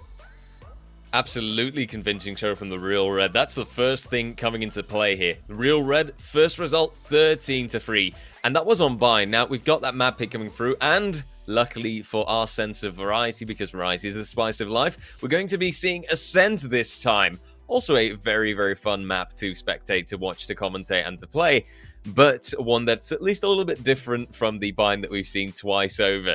So it's got me a little bit more excited for that, I will be honest. You know, I need my variety in my map pools. Really, though, looking at this situation, that 13-3 that the Real Red has already gotten versus Adri Von B means that once again we see the same ranking disparity pop on up. You see the Real Red with 3 Immortal players, 2 players of which the ranks are unknown, but one could guesstimate that they're also in a relatively higher ballpark, because normally speaking, the players would have already been a little bit used to playing with one another, versus Team Adriana, which rocks silver and gold players. I'm sadly afraid to say that this might be a very likely dominant showing from the Real Red that will come through again, and of course his team. And that does mean that I hope it's going to be a battle of the best, and I hope that there's going to be some great resistance from Team Adriana, but I'm afraid that that might not be the case. Yeah, I guess we're just gonna have to wait and find out. One of those things that we didn't quite see in Bind was there was no mid area to be fighting over, and we spoke about this yesterday as well, RJ, how important it is to get that mid control just so that they can't flank you through from Pizza, just so that they can get in your spawn, just so that you can have a little bit more control on Cat as well, because at the end of the day there's a lot of openings that are just completely taken out of your control if you lose that mid pressure. So that's something that I'm really looking forward to see how these teams tackle. And I think also with the disparity in rank, it might just be something that Adriana completely forget about. So this is your reminder, guys. Make sure that you look into that mid section of the map and make sure you have it under lock and key, because I wouldn't be surprised if both teams are looking to exploit it.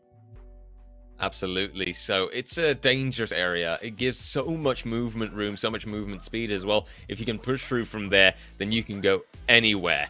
And I would say, speaking of going anywhere, it's time for us to go into the game itself. It's time to see Ascent pop on off. And at least we see one person holding down that mid angle. That will be Snick playing the Reyna. For the rest of this composition, we see a similar situation pop back up again. There is actually, now that I'm looking at it, only a Sova similarity. For the rest, all the agents are different. And I think that the real red might have the stronger composition on this one. Well, I do kind of miss a healer there. Luckily, though, Vasily can start off well.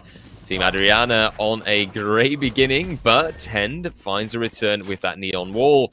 Of course, always finds a good impact, but Spider tries in the meantime to get something with the Headhunter. Has to fall back, however, from the pain shells being thrown. 3v3, and no spike plant found just yet. And so I would say that the advantage still rests with Team Adriana. They're in a good spot, and they can just wait things out right now. Wait for Team The Real Red to go for that showing, to go for that fight. Yeah, and ooh, Spider does get it off quite nicely. It's now a numbers advantage actually secured from The Real Red. But what I kind of want to mention is, there we go, that's the mid control that is absolutely taken by The Real Red. The spike is also down, but the fast lane specifically, when that comes through from Neon, it kind of funnels your team into a very specific path, because if you want to push out of that fast lane, it does damage to your team as well. So it doesn't really work into your advantage when you have 3 other players from the opposing team staring down your lane and you're staring down the barrel of their gun, because it's kind of just leads everyone into the same direction. And Adriana's team was really good at capitalizing off of that and getting a really nice amount of early picks actually that were coming through. But eventually, you know, you're just gonna start losing a couple of members. You don't have as much control over mid, which is what we saw. You kind of get shot in the back of the head, and you know, it doesn't work out in your favor. But new round, new chances. Let's see what they can do. Let's find out. Definitely some more utility flying out. Astra and Brimstone. What a smoke combination. And a site take that is absolutely dominant and successful. Hend, Red, Spider, they all get the kills in. Follow-up as well from Hen to take out Vasily, and a flawless but also speedy round that the Real Red puts out. 2-0 so far, and that strong start has been made. That strong start is persisting for now. Of course, for the Real Red, there is just that beautiful chance at stake of getting that 6 points in. And that's also a very important factor, I think. The Real Red, with getting those 6 points, could already put himself in a very strong position against the rest of his opponents in this group. Yeah, the Neon got the zoomies, absolutely running it onto site, and once again, that's exactly what is happening here. They're more than comfortable going onto it. The fast lane once again being put up. Lose a lot of HP. The relay bolt isn't going to quite connect with the opposing team, but the Odin is available here for Spider. They've already gained so much space onto that site. They're even going to be able to go for the plant, as no one was actually holding down Birdhouse. So Snake is going to be coming through as the smoke drop, revealing where Red's location is going to be. And now, losing that numbers advantage that they had, they are going to be pushing onto site, but Kalito is still holding quite the interesting angle. Does manage to take out one out of market, but there's another one there. He turns around right away, and attackers once again securing that win with the absolute speed of light. Fitting when you've got a champion like Neon in your team that you know, is all about that speed. And here you see that come through once more toward the end. Kalu with a very important double kill to come through. And the Real Reds team is just doing a solid. Admittedly, you do see Red bottom fragging, but I think that he doesn't have to worry about that too much. I think that his teammates will most certainly carry him to victory. You want to play? Let's play. Yeah, and also I feel like when you have a Neon available, you just look at them, they're just running, absolutely. And as a Jet, yes, you have the dash, but you can't really catch on and just can't keep up with them. So already the first player is down. It's gonna get a little too aggressive, will be punished for it. Zombies take out Hand, and now the numbers are quite identical. Red isn't gonna land the few shots, but the spike is gonna be planted. And again, that creates a situation in which the Real Red, you would say, carry an advantage. It's down to Kalu, though, and good old Stow&Joy to get the frags in to make sure the advantage stays in their hands. Just Chadri left at this point means that the Headhunter, not the Headhunter, the Tour de Force from Spider will get that result and get that kill in 4-0. The Real Red, they keep going on that dominant streak so far. And I wonder if we're actually going to be seeing any return on it. You do notice how Team Adriana, they take their positions. They are decently quick on their rotations. But besides that, I don't really see any immediate impact. I don't really see them being able to get those after-plan situations recovered. And it's the Real Red that can just make all that attacking side momentum go their way. Yeah, and they were on the eco last round as well. Adriana's team, and still going into this one doesn't look too good. That's a really bolt coming through, as well as the overdrive. Gonna be able to take off Chattery right away, blowing the side open. If anything, they're now all gonna be contesting from heaven. He's gonna find a first, gonna find a second. That relay bolt is just the overdrive is just doing so much. Player standing. Finally gonna get shut down, but that means that Vasil was going to be the last player standing, but never mind. Indeed, almost a flawless round from the Real Red to come through. The overdrive doing all the work. 3 kills in total, and we'll see it pop up again. Hend just really eager with that as well. And even in these battles where HP has been lost, to still get 3 kills out of that in total was a really good performance. And economically, you can also notice Team Adriana, sure, they're back on a bye right now, but there's no reserves, and it's a constant struggle. And they are barely holding on. I hope that Plushie was a bear, otherwise this joke doesn't arrive, it doesn't land. Oh, I didn't even notice. I'm so sorry. No worries. Go, go, go. One member down so far on the Real Red side, but they have managed to pick up 2 from Adriana's team. And oh, there's the animation on Neon as an agent is just so incredible. Shock Dart isn't going to find anyone. The Odin. The Odin. We spoke about this yesterday. I'm gonna say it again today. I hate the Odin. Please, why is that gun in the game? Like, especially on Ascent. Everything is just wall bangable. I feel like the map is made of cardboard. I mean, it is just a beast of a gun. That's why it's so expensive as well. And I think that if you get into that luxurious position of being actually able to buy it, then you deserve to have it, honestly. Yeah, well, so far they have That's also just my gotten hot take. 6 rounds. They have 6 rounds out of 6. So it's looking like the Real Red are really, you know, holding on to their, well, not holding on to their gears, actually just going into overdrive, really just going for as fast forward as they possibly can. And it doesn't feel like Adriana's team so far has found that ability to deal with it and just to slow it down a little. And there's another start. Recon Bolt also giving something away, but not actually utilized. Hend comes through with a double, and Spider with the Odin. 2 people left alive on the Team Adriana side. Hend pushing this ahead. Triple kill so far. And the mid position for Zombie does something, but there's immediate pressure from Stow&Joy put on. And the clean tap at the end. Zombie to go down 7-0. The Real Reds attacking side is incredibly powerful. And this is also, I will reiterate it, that skill disparity coming into play in my eyes. Constant economic strife, constant economic struggles for Team Adriana then also mean that they keep being in this limbo position of either being able to properly buy once or having to give up a round, having to commit and realize, yeah, this isn't going to happen. This isn't going to go our way.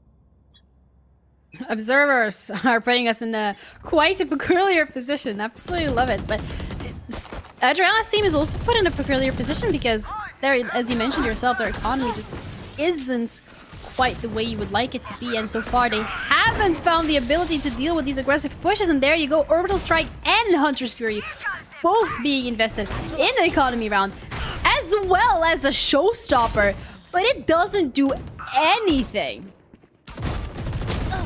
Absolutely not. It's the judge then to come through. Maybe that'll make the difference for Chadri.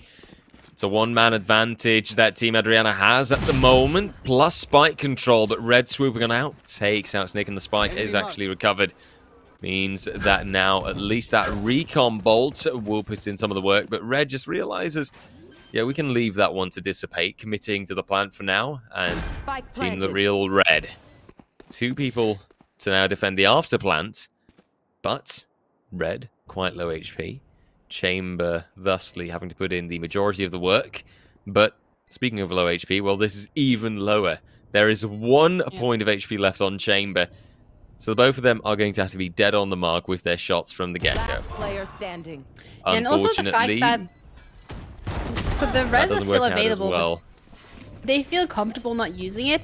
Another thing I kind of was a little skeptical about was the fact that the Owl drone was used to tag the players as they were leaving the site, because you already have the information that they're leaving. You saw them leave, so you'd know that they're going to be going to a site. I would have preferred if they held on to that Owl drone, we used it once they got onto site, because at the end of the day, you're kind of taking that gamble in a 2v2 situation. Yes, of course, they are going to be lower on HP, but you do have to keep in mind that there's always going to be the potential for you to get one tapped with the headshot. They had the headhunter, they had the better gun. So I'm happy that it did play out in their advantage. They now have that first round on the board, but a couple of very small mistakes have been made in the end of that round that were, you know, a little scary. Just a tiny bit, right? I think, honestly, that the fright is definitely being caught by the Team Adriana side, where the only impact being found currently is that 1 round that we saw. Red, in the meantime, just on a roll for Vasily with the shock dart to get that final kill in, but that return kill will be the only thing Team Adriana can find. 8-1, the Real Red and his team just coming back so hard after giving out 1 round. Altogether, it's Team Adriana still massively caught out, and Team the Real Red that keep moving on up ahead, that keep standing strong.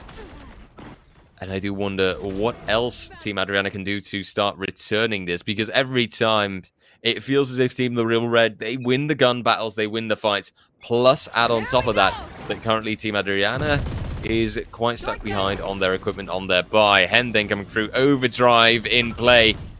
Such a powerful ability, and Hen has proven it before. Same bombs, or same spike side as well, same angles.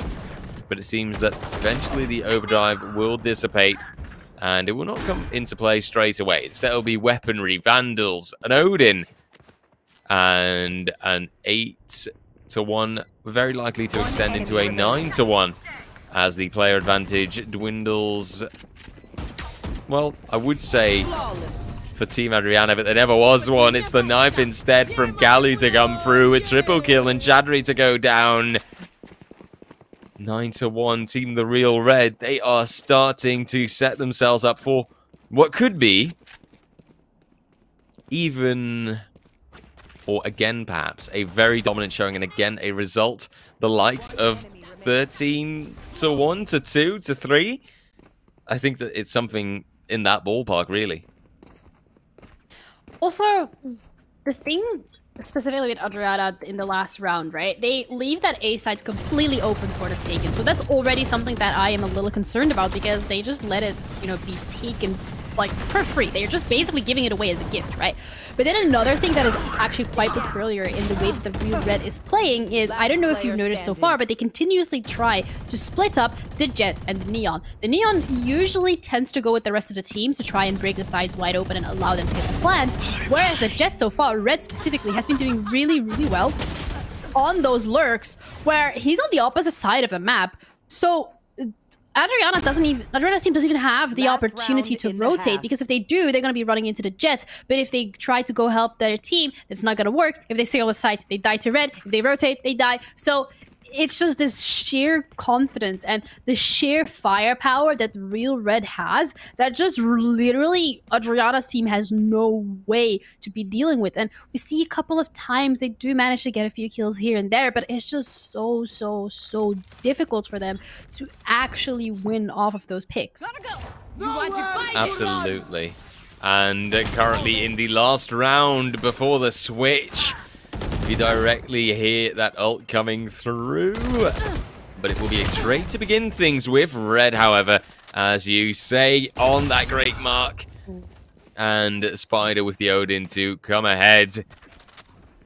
Currently, it's again a situation in which Team the Real Red take all the advantages, win all the fights, and they stand 11-1. It is Team Adriana with just one round to move to that second half.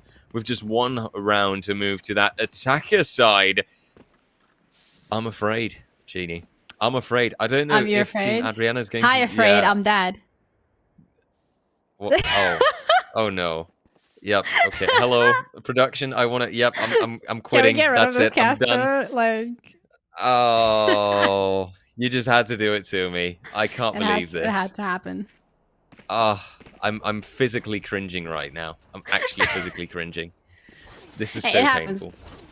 You know what else is It painful? does. Being 11-1. That is really painful for Adriana, because if they lose this pistol round, it's kind of over. So this is really the round that they have to win. This time they are on the attacking side, but it's gonna be whether or not... But I was gonna say it's gonna be a matter of whether or not Real Red are gonna be pushing out aggressively. But look at where Neon is. Look at where Hen is. He literally spotted every single one of them. The relay bolt is going to connect with the right click on that classic. It actually hasn't been nerfed, or maybe it has.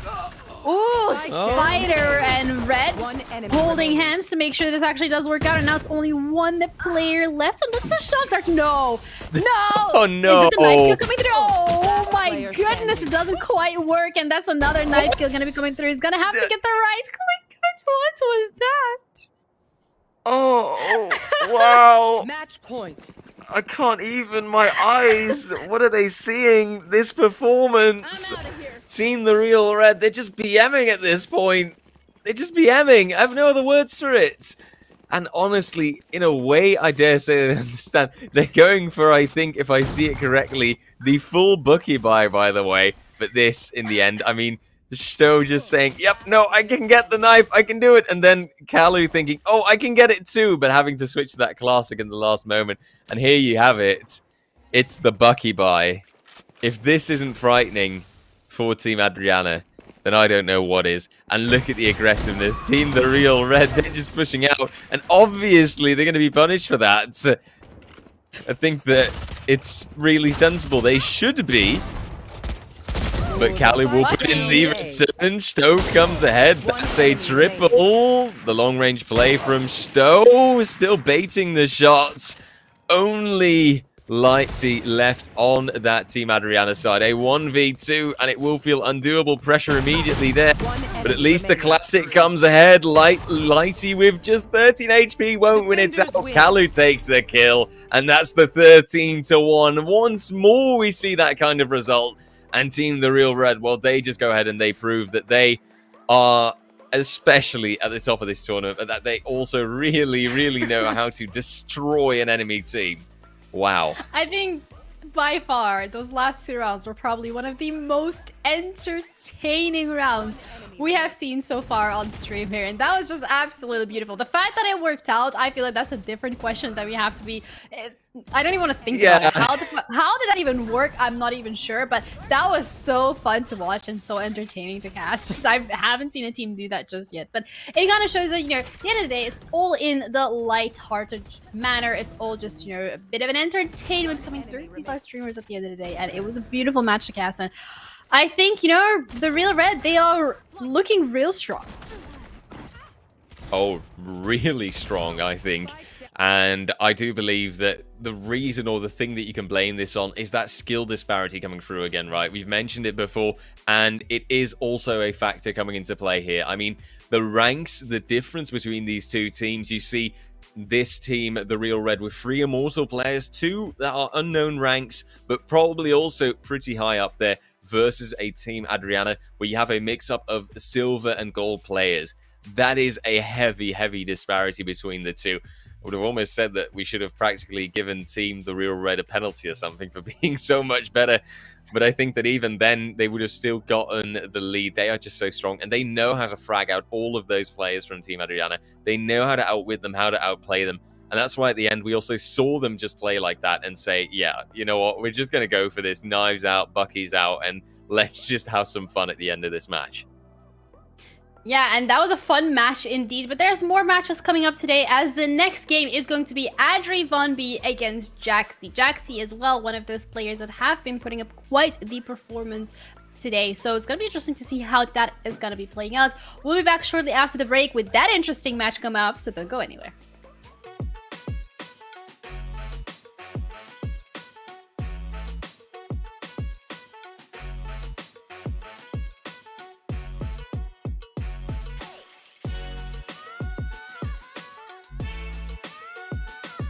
Hey, chat.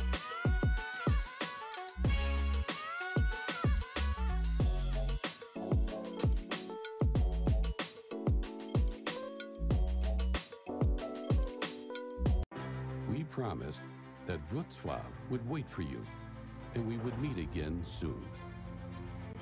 We always keep our promises. The time has just come.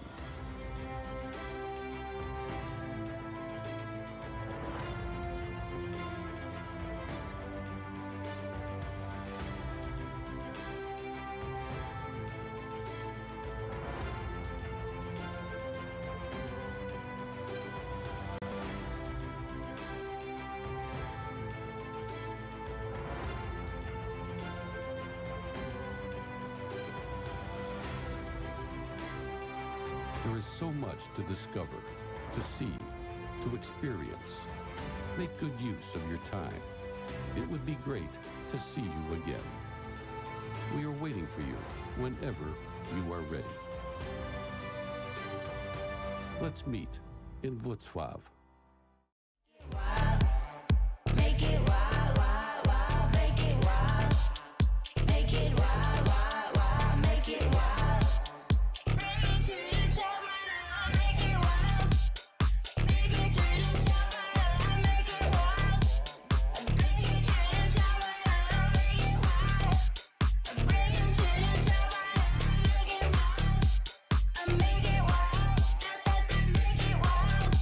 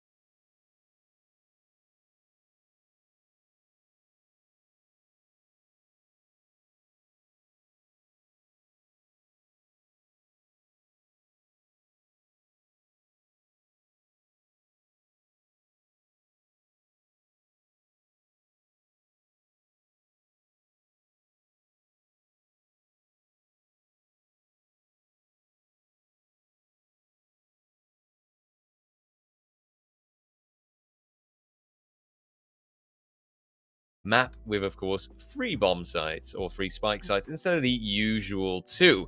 So that's going to be an interesting dynamic change, don't you think? Yeah, definitely. It's going to be, as you mentioned, 3 of those bomb sites. So it's going to be a little bit more attacking heavy because you do have the opportunity and also the variation to pick and choose where you actually want to go and how you want to execute it. And, you know, we'll see again. I feel like once again, for this one specifically, there might be a little bit of a disparity in terms of skill, but I don't think it's going to be too much coming through. Hopefully, we'll see as we go along in the games. But again, I feel like the team so far, they have really, really performed. And I thought already that yesterday, some of these games were just as quick as the wind, but today, once these teams lock in the neon, they really do know how to go with the zoomies and how to absolutely run towards that finish line. So teams have really excelled at doing that specifically. So today, I guess we'll see on Haven specifically here, RJ. What would you like to see from these teams, whether it's the attacking side or the defensive side? What are you hoping to see? What agents would you personally like to see here on Haven as well? I think, honestly, with a map like Haven, when I think of the sites, I value speed in agents. So you have 3 different spike sites that you have to actually be careful of. So you need to be quick on your rotations as well. Of course, the distance is also less, but I think that that's an important one. So definitely the Jet, most likely a Sova to come through as well. I think just very default picks there. I'm thinking about what other agent I do like to see. I think... yeah, Raze maybe not so much because you've got less of those funnel points, but even then, she can have her place on the map. I think it'll really depend. I also think that we shouldn't expect the kind of go-to compositions when it comes to the agents with these teams. I wouldn't be too surprised if they just decide to go for what feels right. Maybe that neon, like you mentioned it, also a possibility in theory, I suppose.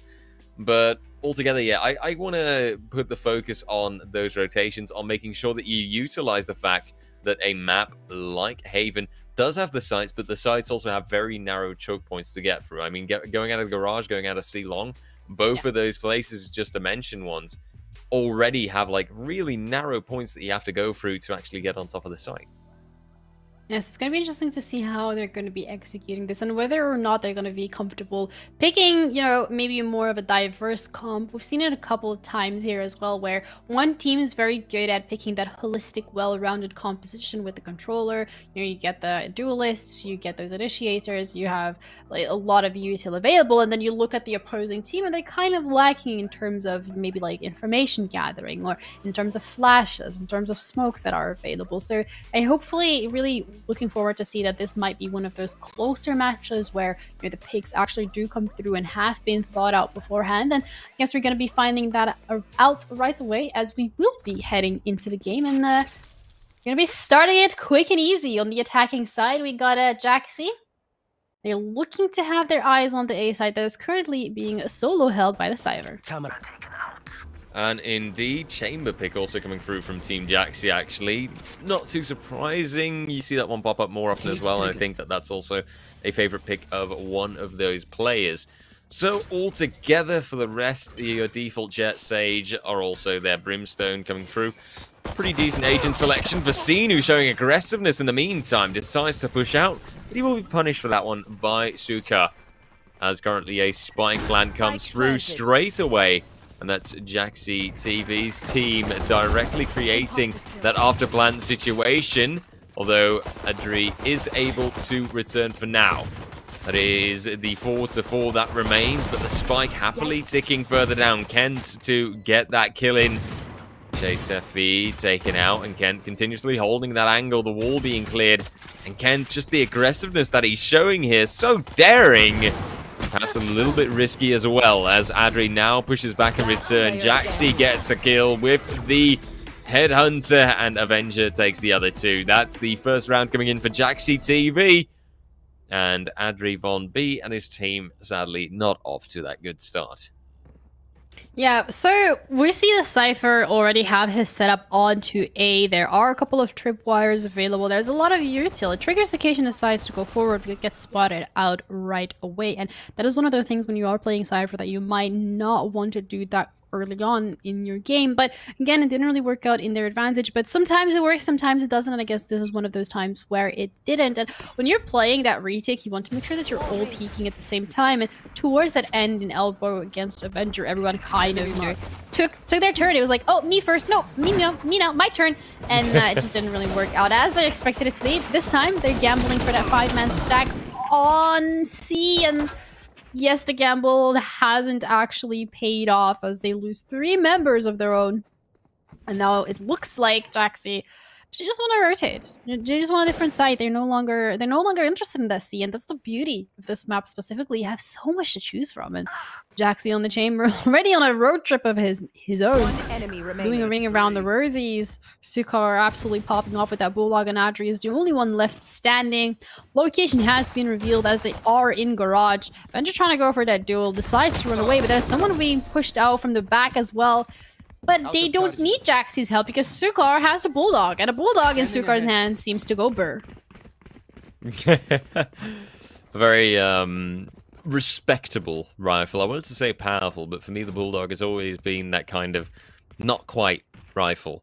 You know, it is a rifle, but it's just not as good as a Vandal, and it also doesn't play in the same way as a Spectre does in comparison. So kind of that in between, and clearly in the hands of the right player, something powerful enough, something that works. Speaking of weaponry of rifles and the likes, for Team Jaxi TV, it now is that real bonus round to come through. Plenty of Spectres, but Team Adrivon on the other hand, able to return normally speaking, although Jaxi will find his first frag. Yespeshu, he has gone down, and it's at least Jaxi TV with that entry found, but they still got to be wary plenty of angles, and in this case it will be the tripwire from the Cypher for Sinu to make good impact. Jet calls out in the meantime, and a 4v4 that remains will leave you though committing to that spike plant quite quickly, and the lurk from Jaxi coming in clutch as the spike is planted, and it will be a retake attempt from Team Adrivon B. Yeah, the Cypher util really coming to clutch, managing to get a pick off of that, and now it's just that retake taking place. And fortunately, this time around, not every single player is pushing from the same angle, but they have to make sure that they do clear them. As Adri and Vicine are just popping off, and that's the Molotov coming through. It's gonna actually get onto that spike, but it's already more than halfway through. They're gonna have to go for it. They didn't stick it. The Molotov from Sukar coming in clutch, winning that round. Only after, sorry, closing that round only after the defuse has been coming through, and Adri, they get one on the board. Absolutely. Happy to see this return coming through quite quickly from Team Adrivon B. That's exactly what they need to make sure that this doesn't last too long, that the streak from Team Jaxi TV isn't one that will go on forever. In that sense, Team Adrivon B is in a very, very well, good position to return, but they've still got plenty of work to do. They've got to be wary of somebody like Kent with the entries, Avenger to follow up, to chase, Jaxi also getting a kill, and Sukar to find the last. That was a round, and it was over in about 15 seconds, it feels like. Team Jaxi TV very, very quickly returning, and a 3-1 standing on the scoreboard, with Team Jaxi TV still maintaining that dominance for now. Also plenty of reserves over there, by the way, in case you hadn't noticed. They have also made quite the positive impact, I think, for Team Jaxi TV to keep things going quite well with how their, how do I put it? With how their current economic situation is looking. A make it or break it round for Team Adrivon B. Sukar hasn't even died yet, still holding on to that Bulldog from the second round of the game, and Kent pushing out quite aggressively. Vecino's gonna find first contact, and he's not gonna be able to get the pick off. Spencer, however, does manage to do so, and Adri managed to pick up another one. The Orbital Strike is gonna be infested. Gonna be pushing people even further back away from the site, but that's Neural Theft coming through, and everybody's location has been revealed, and after that, Olivia and Jaxi take one apiece. The rest is going to be coming through, but it's a little too early. They haven't really cleaned out Garage as Adri has been pushing out. The spike is now down on the site, and it's left at Jackie in a 1v2 situation. He's lower on that HP. The Reyna and the Sage both still alive. All they have to do is wait out the clock. They don't have to peek. He's going to be popping. The tour de force is going to be coming out. The first shot isn't going to quite connect, and now he has to make a choice, but that is a rest coming through, but it's a bait! Fescue taking Jaxi out. Round number 2 goes in favor of Adri. They're now 2-3.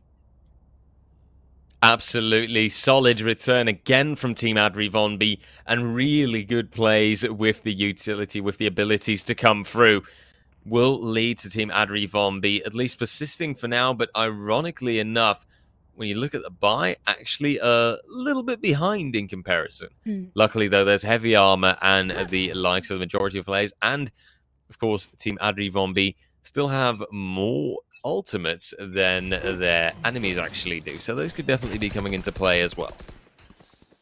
Yeah, the aggression so far from Jaxi in the last couple of rounds has been punished a bit better by Adri. They do have a better read on the team and how they want to execute it. And just a couple of mistakes coming through from the players from that Jaxi side that really has blown that round open for Adri and allowing them to capitalize off it and put themselves on the board once again. But you're completely right, RJ. They have to win this round, because if they don't, their economy isn't going to be looking in the bestest of conditions. This time, however, Jaxi do decide to play it a little slower, as they don't feel the need to rush onto side as they did before, as it hasn't been working as well as it used to. Empress is going to be popped, and they're going to be running right into Especio, who's going to be able to get that dismiss away back to full HP. And now you're going to be dealing with a Reyna that is on steroids. Avenger does manage to pick out the counter jet. Sukar gets one apiece as well. Jaxi once again on that lurk finds a pick, and Especio has to make this work. It's a 2v4. They do have quite the mountain to climb, as the spike has been going down, so they need to work against the time. Believe You does manage to get the 2k coming through, closing out this round beautifully.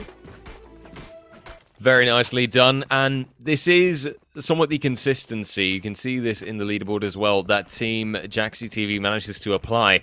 When Team Adri Von B gets around, you will see a swift response from Team Jaxi Von B, taking the next one in return.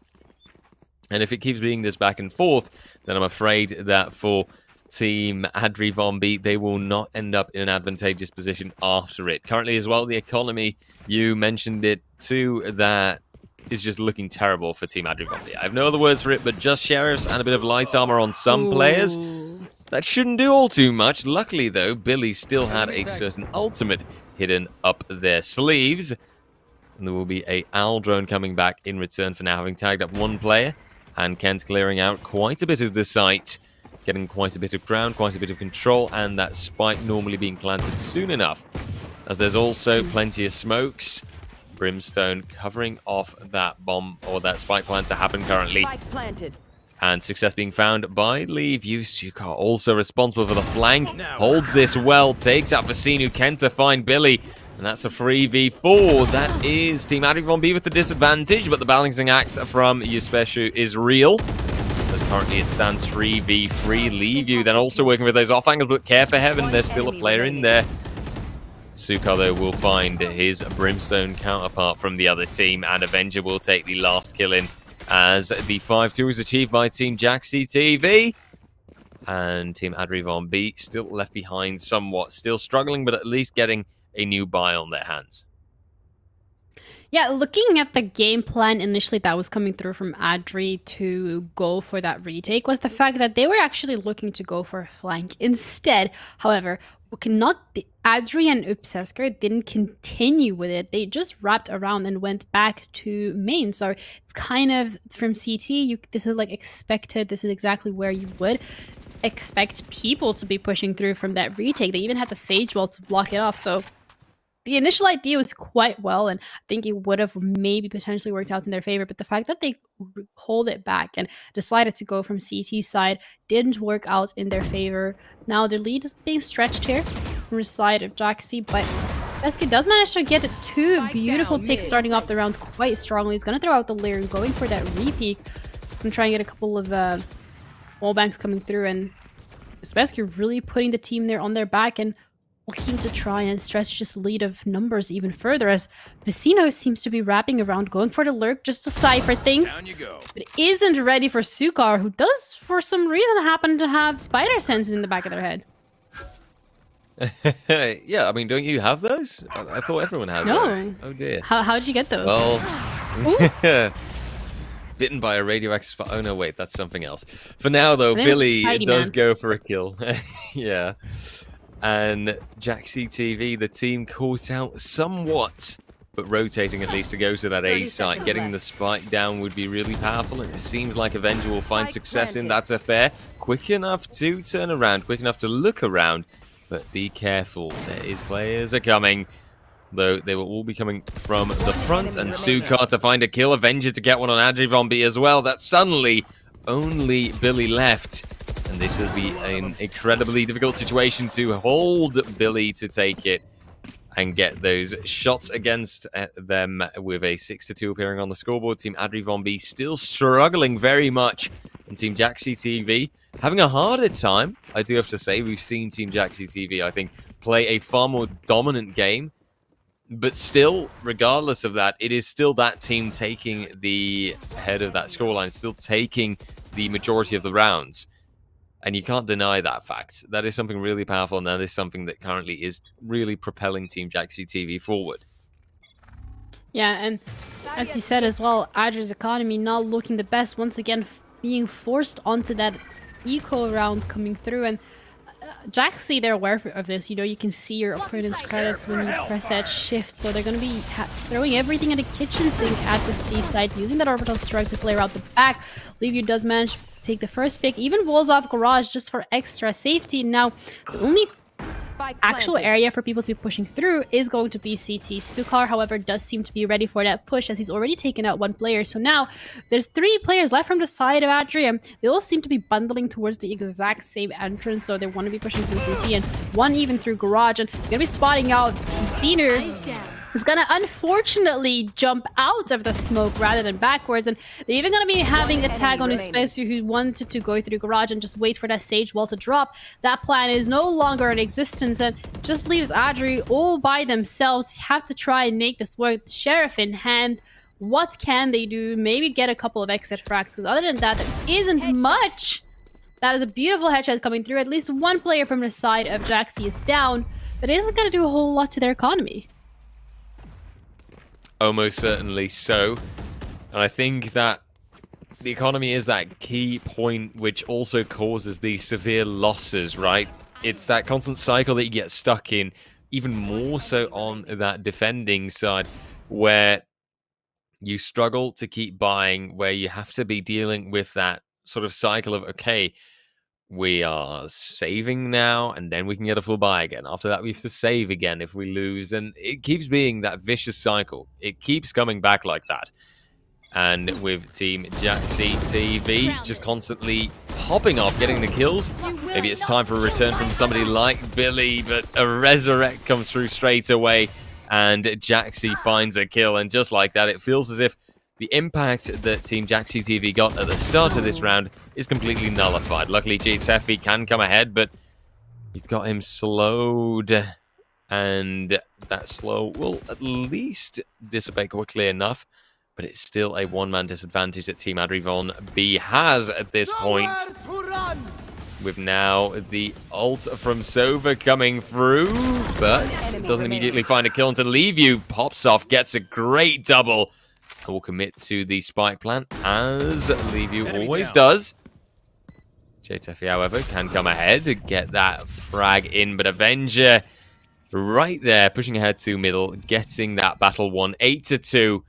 And so far, 80% of the total rounds in this battle have gone to Team JackCTV. They are being ridiculously strong, and they are simply, I think, outclassing the likes of Team Adrivombi, where, of course, to just touch on that, there is still that rank difference. Team JackCTV has 4 Immortal players, 1 Platinum player. Team Adrivombi has a myriad of Silver, 2 Gold, 2 Platinum, 2, I believe, even 1 Diamond player. There's a big difference. Yeah, and the difference so far has been hurting them a little more than I'd expected to to. I think a little more than they would expect to. Jackson once again starting off the run beautifully, and so is Kent right on his heels, making sure that he doesn't fall too far behind in terms of those kills that they've been picking off. Now it's only 3 members left that they have to deal with. They're going to be going for that plant on B, which does mean that they are exposed from both angles, from both A and C long. So something that they might want to be paying attention to, because they're getting penetrated in from both sides. Sure, there isn't as... Ooh, the owl drone is going to be tagging Vencino. It's going to be taken out right away, and so Steffi Kent taking care of Adri. And as every single player drops, the flawless coming through, and they're one round closer to those double digits. Indeed, and now we enter that final round before the switch, and that potential for those double digits definitely being into play. At least there's still plenty of ultimates at the ready, although that can be said for both sides. I wonder if we'll see that neural theft, for example, coming through from Vecinu. Maybe the Empress from Arena from Espeshu, that can also find the right impact. But be careful, because I've heard there's a Stormer coming, and that would be the Blade Storm from Jet on the Jaxi TV side. Let's find out, though, as currently Avenger clears ahead, tries to get some vision with the Owl drone, and at least knows that there's some players there, but the locations are revealed once, and it does give info to Team Jaxi TV, but they won't utilize it straight away. Yeah, I was gonna say, you know, the weather is actually quite nice outside. It doesn't look like there's gonna be a storm anytime soon, but you're absolutely correct. Jaxi TV is the storm that Adri is gonna have to be dealing with, and so far they haven't had that opportunity. Even gonna be splitting the side into 2 with that wall, which is absolutely beautiful. The Molotov is gonna be putting them off for even longer, so Kent already pushed so fast forward onto that links, and it's just impossible for Adri to go for that retake once they have that spike down onto B. Get out of my way. And there you have it, 10-2. It's the flawless round. And, of course, it being flawless is just a nice little detail, but that doesn't quite matter as much for that second half. A lot of those close angles being played, as you can see in the replay coming through. Just the attacking side, as ironic as it sounds, waiting out their opponent. And I think that that does highlight exactly something that Team Adri Von B shouldn't be doing on that defending side. Just wait things out. Just let the enemy come to you. You're not supposed to go hunt for them. It's the other way around. And we'll have to see if Team Jaxi TV... yeah, you use these tips for matchmaking. Guaranteed immortal within a week. Hands down. Totally impossible, by the way, but hey, it's the thought that counts. Really, though, I wonder how Team Jaxi TV is going to play their defending side, and I wouldn't be too surprised if they go aggressive, which, case in point, Kent does start off with 1 kill found, but that 1 kill is going to be the last thing for now.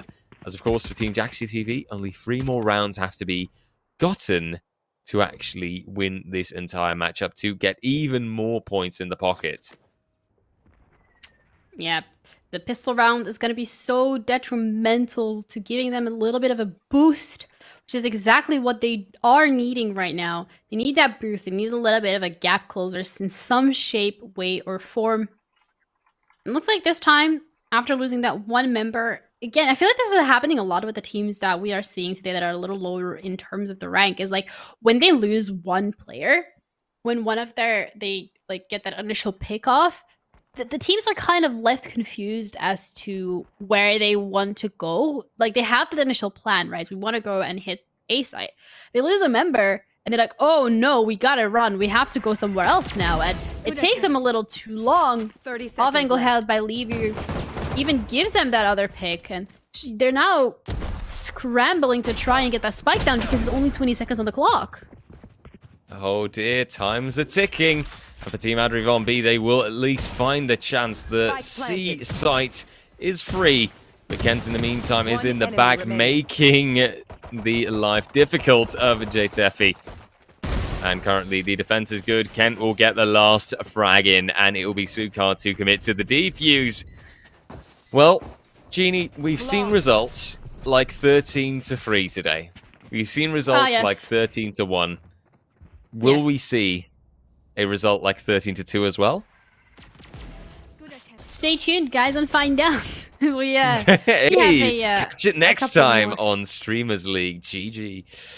GG. Yeah, the game so far really swinging in Jaxie's favor. I mean, there isn't really much more to say rather than they just continuously win those isolated 1v1 fights. And even when it's not a 1v1, a lot of the times there's no trade coming through from Adri. So the numbers advantages are continuously secured by Jaxie. And when Adri was on that defensive side, they were more than happy to push up a little too aggressively, and they were continuously being punished for it. But now Jaxie is on the defensive side, and they're not being too aggressive. They're just waiting for them to walk into them.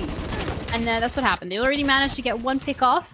Ooh, with a shock dart, Avenger and Jaxie do manage to pick up one apiece, and now it's only 2 members left standing. There's superior firepower coming through from Jaxie. Haven't really lost any of their guns just yet. Sure, the Spectre was dropped earlier on, but was picked up right away by a teammate. And the Owl Drone is going to be tagging out. Really, Spescu is the only one left. They're going to dismiss Owl. Try to get back into safety. Wants to reposition. But Kent is right behind him. And as he comes out of that animation, gets taken down. 12-2 for Jaxie. But at least this time, Adri, they're going to be able to buy. Always look on the bright side. This is going to have to be the buy of a lifetime. And I would say buy is maybe a bit of a stretch because you see Spectres coming through. Somebody like JTFE that can't even get heavy armor. I think that Team Adri Von B is looking at an incredibly challenging battle ahead of them. For Team Jaxie TV, it'll also still be 2 Spectres, but there's a Vandal there, there's a Phantom, there's somebody like Leave with these cheeky walls and the high ground. But Team Adri Von B perhaps making a last-ditch attempt, going for the garage push, getting onto the C side. Team Jaxie calls out, but Sukar and Jaxie both with a double. And Sukar, to push ahead, gets himself a triple so far, and that leaves just 1 person in C-Long on the site and caught out by Avenger. There you have it. That's pretty much it. 13-2, Team Jaxie TV. They end this one in another dominant fashion, just like they did a match earlier today. And it seems like the trend of us seeing absolute stompfests, I'm sorry, but I have no other word for it, seems to just continue. Yeah, I feel like this might be your curse today, RJ. Every single time we say sorry. that there's a every single time you say there's a discrepancy in rank, teams are like, oh, you know what? He's actually right. Let me show this to you. As far we've seen incredibly quick games, and these teams genuinely do feel outmatched. So I'm going to be completely honest here. I am looking more forward towards the later games of the day where we're seeing those teams being matched up against each other, being way closer in rank. Because do remember, it is a round robin. You do play every single team once. So it would be nice to see how they're going to be performing against each other when they're both on equal playing fields. I mean, I think that everyone knows the saying, save the best for last, and that seems to be what we're doing today. Because, yeah, indeed, once you see those top-tier teams going up against one another, that will be Team The Real Red and Team Jaxie TV. That's, I think, going to be very decisive. And surprisingly enough, would you guess what the next match is that we have in store? It's going to be Team The Real Red versus Team Jaxie TV. So I'd say that's even more of a reason to stick around. But yeah, whilst people stick around, they should also check out that chat command. I believe it was _HyperX or something. Yeah, that's correct. HyperX making all of this possible, and so is the city of Wrocław. So thank you guys so much for doing that. We're going to be heading over to a very quick break as we are going to be coming back with that exciting match. I think we're all really looking forward to the Real Red versus Jaxie, as you mentioned yourself, RJ. So don't go anywhere. We'll be right back.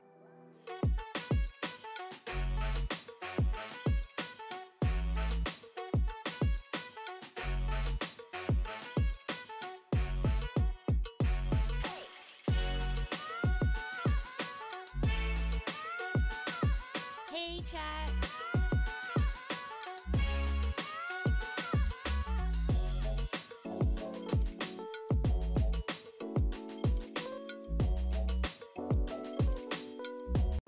We promised that Wrocław would wait for you, and we would meet again soon. We always keep our promises. The time has just come.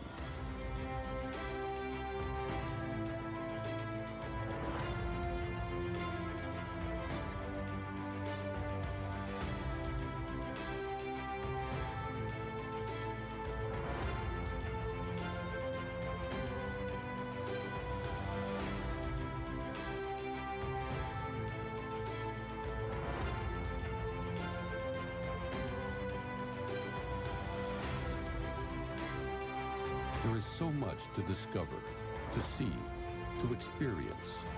Make good use of your time. It would be great to see you again. We are waiting for you whenever you are ready. Let's meet in Wrocław. You know I got a lot. No, I never get enough, 'cause it's all I got. Stepping through the city while I'm making my decision, putting out what I am missing. Fill my pop, I can still they pop, but I never get enough. Pop, 'cause it's all I got. Come here, girl. Come to the bed. Come here, girl. Come to the bed. Make it wild, wild, make it wild, wild, wild, make it wild, wild, wild, make it wild. Make it wild, wild, wild, make it wild. Break it wild, wild, wild, make it wild. Break it wild. Make it wild, wild, wild, make it wild. Make it wild, wild, wild, make it wild. Make it wild, wild, wild, make it wild.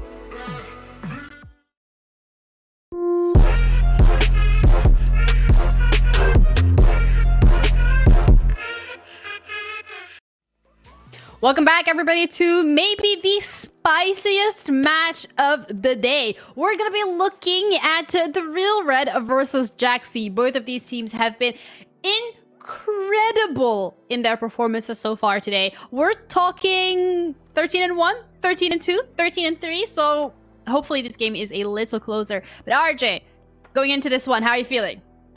I'm feeling absolutely excited for it, as I should be, because indeed, you hype it up correctly. This is a matchup in which we finally see the Immortals going up against the Immortals. Assuming that on the side of the Real Red we have 3, probably more Immortals, because there's 2 unknown factors, but one could theorize if you're playing with Immortals, then you should, normally speaking, at least be of a slightly higher level. You know, you can't carry a silver that hard so that they actually end up in that elo. This is like you doing the mathematics right now. Yeah, just like counting it out. 1 plus Immortal minus. And then on the side of Team Jaxi TV, you have also full Immortals and 1 Platinum player. So clearly, this is finally a composition. This is finally a matchup that is really, really exciting. But we can actually take a look at the standings as well, of course, to see what the current situation is looking like.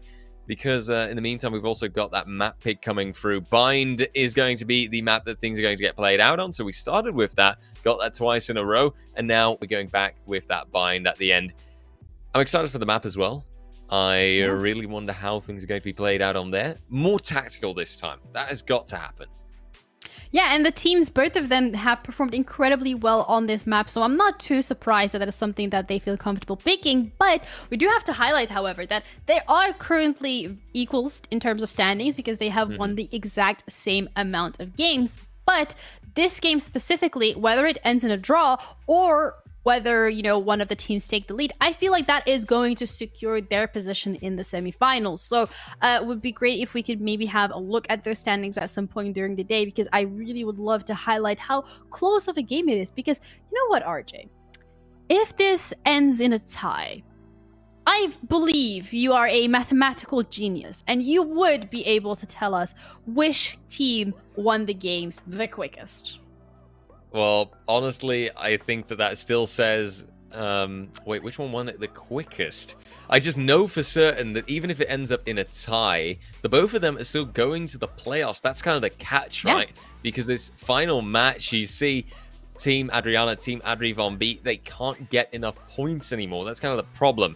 Of course, by the way, speaking about that, if you might be worried that your favorite team isn't going to be there, check out the !wildcard in the chat. That can definitely help you out, and that is definitely an option to actually vote your favorite streamers into a wildcard match for a spot in the LAN finals after all. So do keep that in mind in case that you're a little bit worried that your favorite streamer might not make it.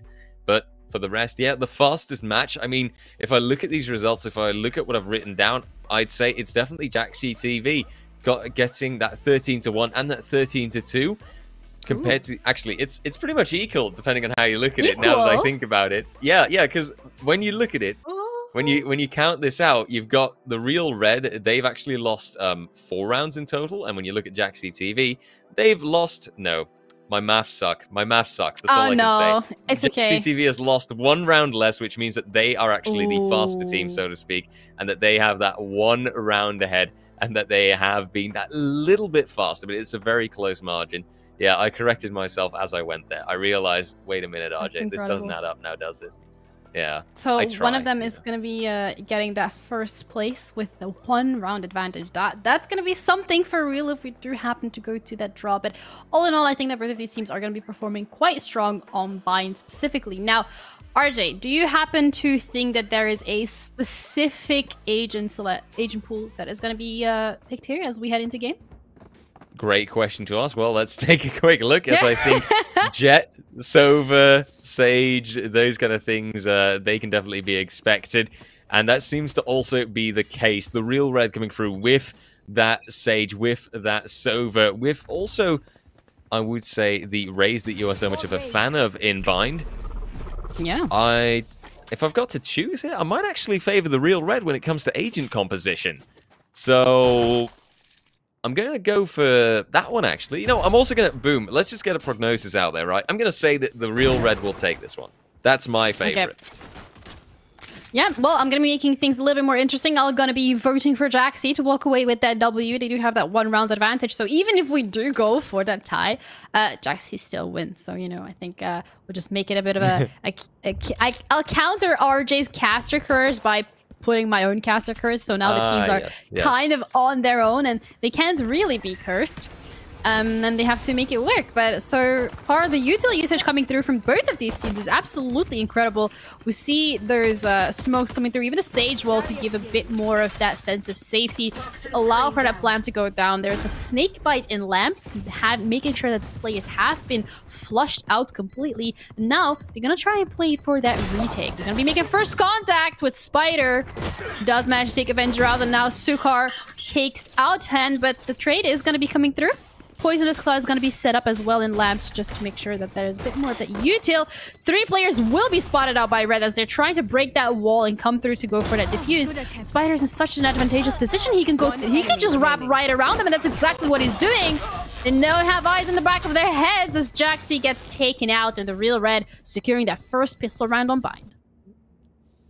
I mean, what can I say except told you so? Oh, dearie me. Wow. I try to say There that we as go. almost, as I almost have to cough, but I can suppress it. For now, though, that's a good start from the real Red to come through. And admittedly, if this is going to be a logical follow-up of events, you would see a direct counter from Jaxi TV to come through. Although, admittedly, they do go for a relatively straight eco, so to speak, playing it rather safe and not investing all that much. That will make a difference, and that will perhaps mean that the real Red will have easy pickings for now. But of course, there's still plenty of opportunity, plenty of possibility for Jaxi TV to go for certain off angles, to use the element of surprise on that defensive side, and to make sure that Team Jaxi TV can immediately come back after a lost pistol round.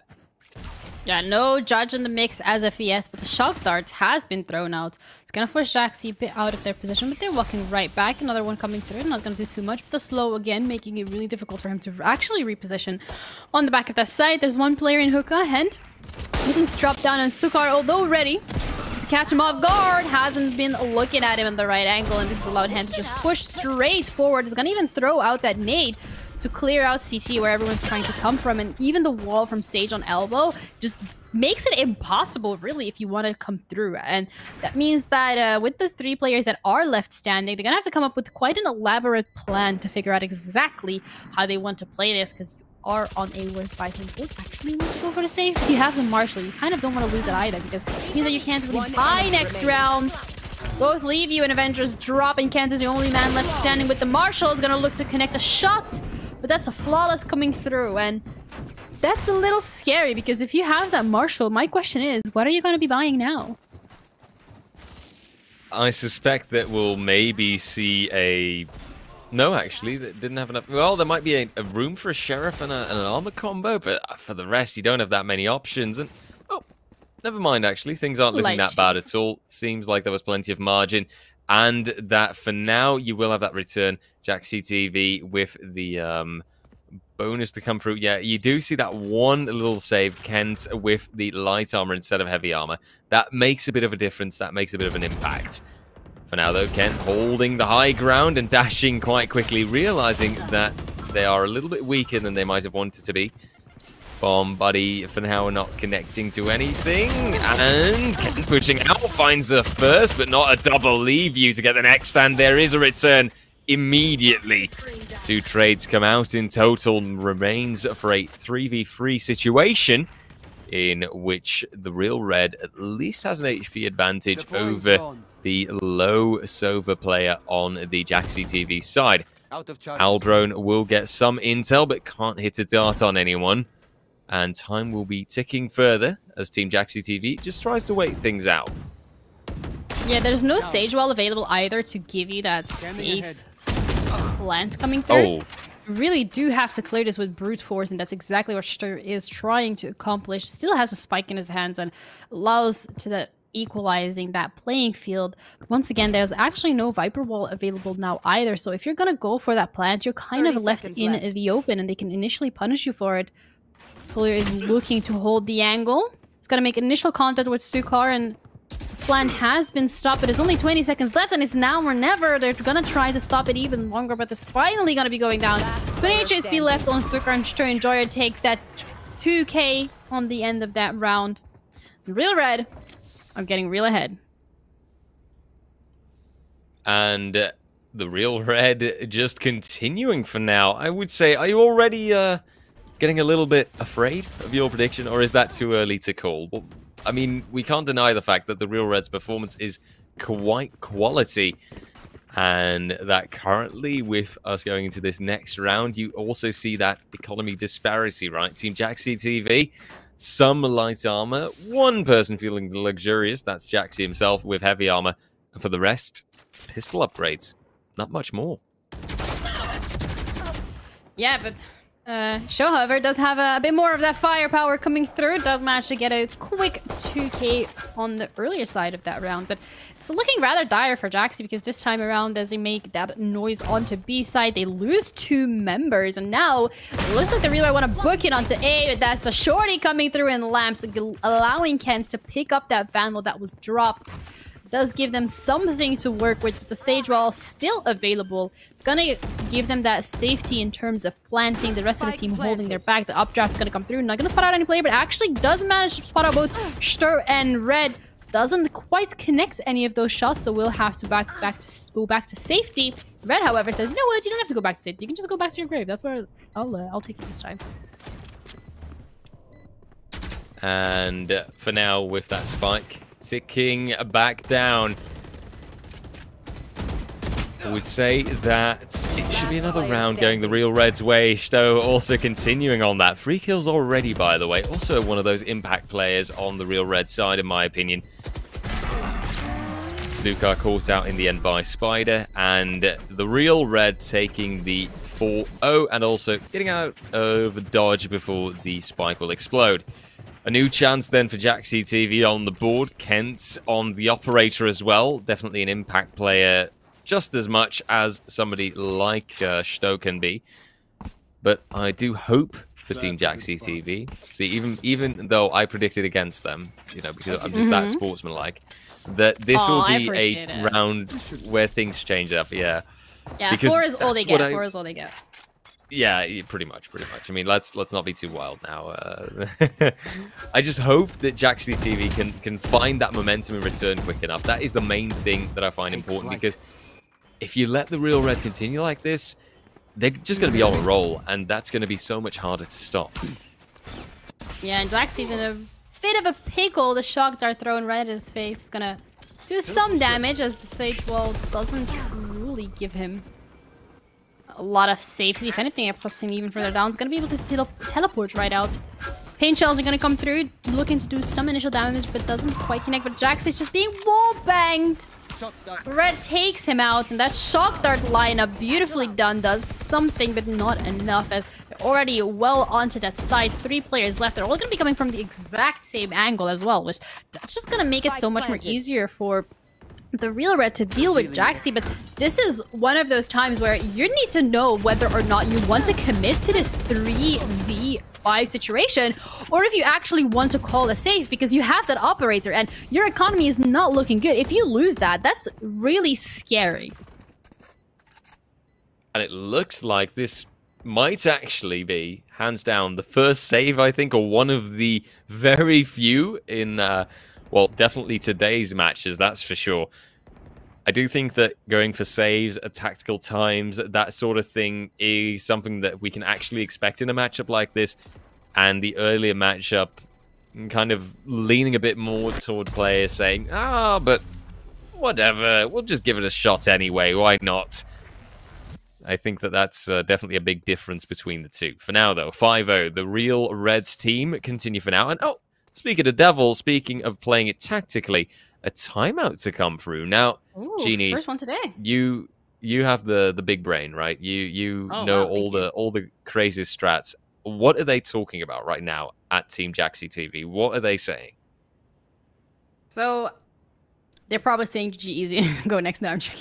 In terms of Jaxi right now, so they actually made the correct call, I think, here, and that is to say, if you have that operator, you have those 2 vandals, if you lose them, it's going to take you a while to build up the reserves to even be able to buy the operator. Now, the question here is that operator so far hasn't actually found any success on the defensive side. So they need to change it up a little. They have been playing rather passively. They have just been waiting for the real red to really push onto them. So maybe they are looking to change their strategy, get it a little bit more proactive, and just push out aggressively, because you are on this defensive side, right? And you're kind of expected to not lose this many rounds in a row. Your economy is in absolute shambles. So I think at this point in time, it's just like, okay, where have we seen the most success, or the least success, actually, considering that they haven't been able to get around on the board? And I think that's where this is going. They want to make sure that, okay, this is how we're going to be executing this round.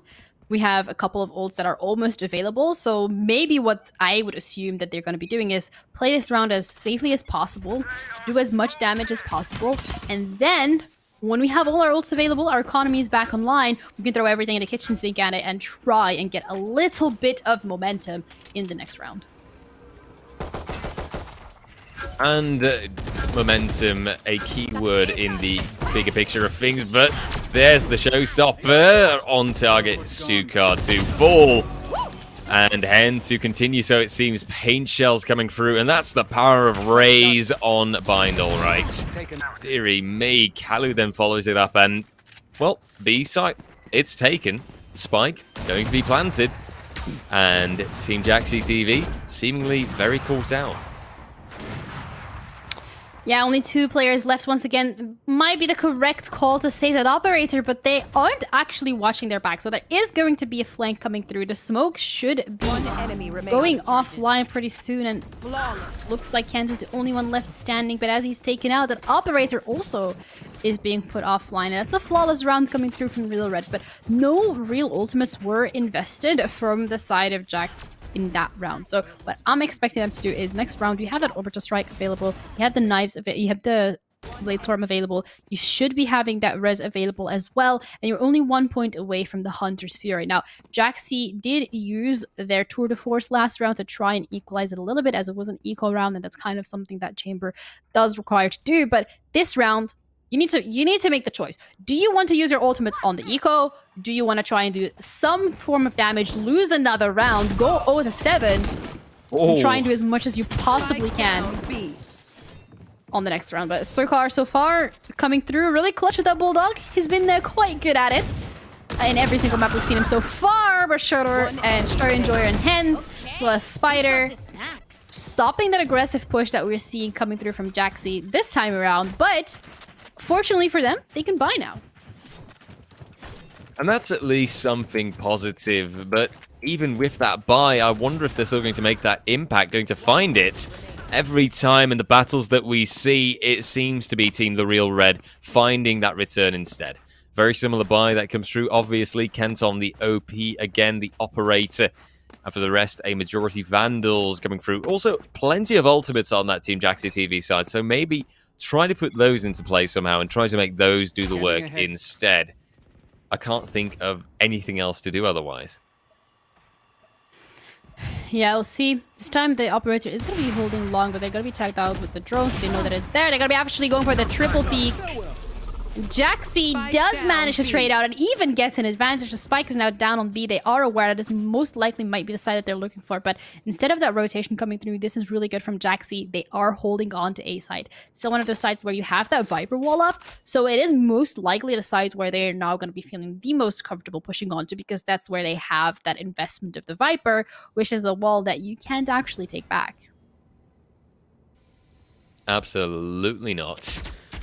At least this is starting to look like a chance for Team Jaxi TV to finally grab themselves around. All they've got to do is be patient, wait it out, and not let Team The Real Red get too close. And they are quite spread out, so in that sense, there's actually great opportunities for Team Jaxi TV ahead of them. They've got to win the battle with one player. You can even set up a re-peek, a refrag. I wonder how it's going to go for the Viper on the Team The Real Red side in Lambs currently. But Leave You holds a perfect angle. Let's show Enjoy to full Spider to go down as the next, and a 1v4 remains. Kalu Even though he's a fantastic player, this is not going to go his way, normally speaking. Good timing on the recon, at least. Deals with that. But Cali, 1 bullet in the chamber, 1 bullet in the magazine, and that one's off the mark. Can't commit to the reload, and the time was already running out. It's Team Jaxi TV with their first round. It took them a little while, and finally they're there.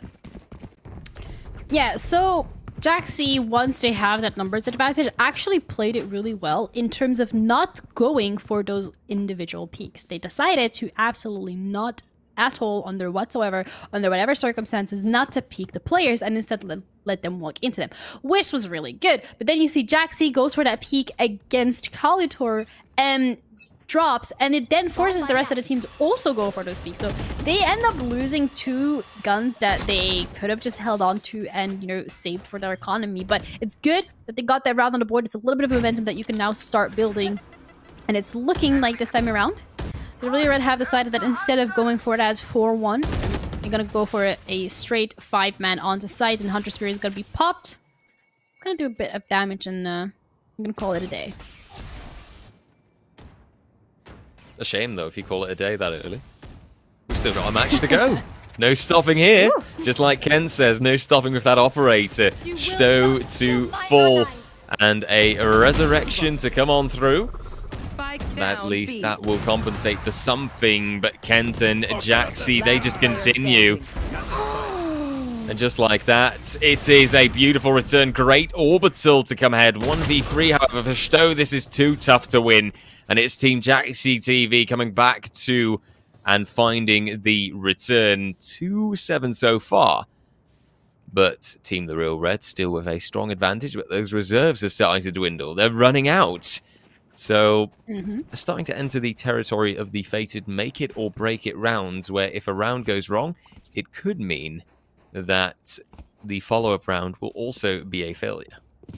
Yeah, in theory, they should still have enough to buy after this round if they do lose it, but that's not really a situation that you want to be in, considering that so far they have been incredibly strong at just making just such a good impact on their economy, and is really devastating Jaxi's economy. Feels like Jaxi has, however, found their footing, so they're looking to play this a bit more aggressively. And again, this time around, the 5 players onto one side rather than a 4-5. But Kent has that operator, is going to start it off strong, hence taking out a picture, start coming through with their trade. Sagewell going to come up, is going to give them a little bit more of that safety to go for the plan. The snake bites on the back of sight are forcing people out of their position. Stro once again gets another. The Hunter's Fury is going to come through, finds one tag, but the Viper Spit is online as well, making it impossible for them to actually go through. They still have this fight, the Sage and the Sova available. There is some util that can be used to try and flush out the Viper in the pit, but you're in a 2v4 situation. Question is this something that they want to do? Make that a 3v4, as the res is going to come through. Spray isn't going to quite connect with Sukar, who does have that orbital strike online, looking to use it to clean out. Once they get some of those tags with that recon bolt, gonna find 2 players. Orbital strike's not gonna be coming through. Now it's actually the last player standing, decide to back off, call for that save. Looking to hunt him down, however, because they don't want to actually give him that rifle, and that's exactly what happens. Understandable. And still 2 players left alive. So that means that there is plenty of margin for Team The Real Red. And looking at the situation of Jaxi TV currently, I wonder how exactly they're going to angle this. It seems like they will buy in the end. And that right now, with still that 8-2 advantage, Team The Real Red stand at the ready. They still stand ahead. But the defense will have decent enough weaponry. A Judge in hooker, near window. We've seen that work a charm. We've seen that be as powerful as can be. So let's see how that pans out. Once again, 5 men onto A side. Viper Wall is going to be coming through as well as just Showstopper. The Orbital Strike is going to be invested to clear out the back of sight. 1 player found, and that is already a bit of an advantage coming through. The line of sight is completely blocked off, but they fade, and Ken does manage to find the pick. The Bladestorm is now going to be activated, not quite enough, as Red clips Ken's wings and puts him down. Slow. It's going to make it that much more difficult to push out through lamps. It's an angle that they are holding, and it seems like the majority of the players are comfortable pushing out of it. Numbers are identical. Red finds one. Leave you with the trade. It's now equalized in terms of the amount of players that are here. Though Sage, well, Sound Q is gonna give them away, and so holds calm under pressure. And that, once again, is a round coming through from the Real Red. It's the last round in the half, and how close are we to those double digits? Very close, it seems like, and a 10-2 half score would really not be that surprising. We've seen that one pop up so often right now. Really, that's the kind of thing that just appears time and time again. And when I look at the economy, when I look at the buy for Team Jaxi TV, I can't help but, well, repress a tiny little laugh, because obviously my prediction... don't want to call it too early. Hey, you know, don't want to prematurely celebrate my victory or curse it, reverse it. But it's looking pretty good. This attack push as well. Hend with a triple to open everything up. The orbital strike to put the pressure down. And a 2v4. This is, normally speaking, undoable for Team Jaxi TV to get back on top of, as the spike is planted, as at least Sukar finds a return. And a 2v3 that remains. A retake to come through from Brim and Jet. Sukar to be the one, but tagged up. One enemy remaining. And Spider to find Sukar. Last player left, Spider to get the wall bang, actually. And the attackers, the Team Real Red, 10-2. They stand so strong. And it feels as if there's nothing that Team Jaxi TV can actually do against that. Yeah, double digits secured, and now it's once again that dreaded pistol round, okay? If Jaxi don't win that pistol round, it's really, really scary for them to actually be able to get an advantage and even potentially get back into this game. That pistol round is now going to be everything. This time, they are on the attacking side of things. They, however, don't have that raise available that is good at clearing those narrow angles with those paint shells. So it's looking scary, to say the least, if I'm being completely honest here. Jaxi looked actually so strong, and if anything, they have that one round advantage as well over the Real Red, so we were expecting it to be much, much, much closer of a game. One way coming through with that poisonous cloud, as well as this... Ooh, the snake bite. Kent just dashed right into it. Spider already taking out that entry fragger. That's gonna make it a little bit more difficult for Jaxi to actually get onto the site, but he also has a Shorty. Yeah, Shorty and Lamps. Name a better, an iconic duo. One enemy remaining. And that's every single member dropped from the side of Jaxi. And I'm not gonna lie, that was very painful. Very painful to watch, but absolutely big brain, Giga Chad, 5-head strat coming through from Spider with that U-tail on Vi. He expected it. He's like, oh yeah, you're gonna go through my poisonous cloud and dash right into my face, right? Well, here you go, sir. There's a snake bite. Enjoy it. And then he has the Shorty as well. It's really well played by Team The Real Red. It seems like that composition, like that ability usage is stronger altogether, and that Team Jaxi TV will still be caught out on that attacking side as well. Of course, in my eyes, it just gives them a bigger disadvantage. It is tougher to go ahead. They have to take the risks, and it looks like they'll be running headfirst into Hend and the Judge, but Kent is better on the angle. Good initial frag. Hend to full. Kent also to hold off the flank. Spider to go down. Kalu, the only one who's able to hold things off in return. 3v3, and Red now on that retake, putting down the Spectre pressure, but Kent seemingly making it clear that they do not feel like stopping with the kills today. 36 HP left and 3 kills already found. Means that they've got to be wary of Kalu, of anyone who's really holding that angle toward window for now. But it looks like Kent is just on that roll. 4K at this point. Will it be the ace? It's possible. Stowe can come through, frag out Sukar. A 1v2. This retake, possible. Yes, definitely. But in theory, Kent should catch it out and get the ace, and they do. Beautifully done, Stowe to fall, and the 3-11, the return from Team Jaxi TV is there, a little bit at least. But there's still a lot of work to be done, and now we get to see all those beautiful frags come through once more. Kalu had a chance to deny, but it was clearly Kent taking and doing all the work over there. 3-11. Will this be the massive reverse sweep from Team Jaxi TV, Jeannie? 3-11 Curse, never heard of it? I have, actually. Yeah, well, that's what am I seeing it there today. But Kent is literally one orb away from his ultimate now completely online, even upgraded to a Vandal, has been able to give the Spectre to a different teammate, which has just ramped up their firepower for this round. And he is online, I don't know what, but he took those last half so planted. personally. He is just popping off. Last player standing. Absolutely so. Avenger then comes in with one of the last kills. And Team The Real Red just struggling to find their way around, but also not really having committed to anything buy-wise. And will just be leaving this one for what it is, to my feeling. At least Team Jaxi TV with that can continue. Also going to hunt down Kalu, maybe an unnecessary risk, but luckily they'll still get the flawless round. And so it would seem that we have the 4-11, the highest score difference that we've seen so far today. So that's exciting. I wonder if Team Jaxi TV will be able to continue at this point, because of course for Team The Real Red there are weapons coming into play, and that does make a bit of a difference. Yeah.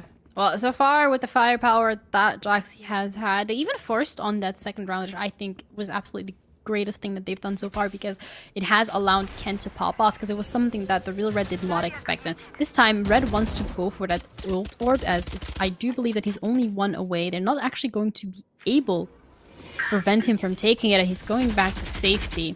But once again, it looks like the A side is under attack, and only 2 members from the side of Jaxi are holding on to it, because the rest of the team, they don't want to over-rotate. But you have that Sova, right? You can use that Owl Drone. You can use that Recon Dart just to try and find out whether or not it's going to be a fake, whether or not they're rotating. That's exactly what's happening right now. The rotation is going to be coming through, but Kent already takes out 1 player. So the numbers now are dwindling. They're going to have to go for 2 players to hold on each side. Clock's ticking, and they have to make a decision now or never, because at the end of the day, you still need 4 seconds to get that plant down. You also need to be able to clear out every single corner as you go onto that site. Absolutely, it's vital to make sure every single angle is secure, so that there isn't a player suddenly popping on off and saying, oh, hello there. But sometimes you've got players like him that just say hello there regardless, but at least the orbital strike comes through. Will still tag up Red a little bit, although no immediate kill is found through it. Avenge, however, very close on the side, and I think unanticipated, but the re-peek is good. Kalu also putting the pressure down, but the spike has been planted. 3v4. Team The Real Red with an advantage. Red also pushing ahead, taking out Jaxi.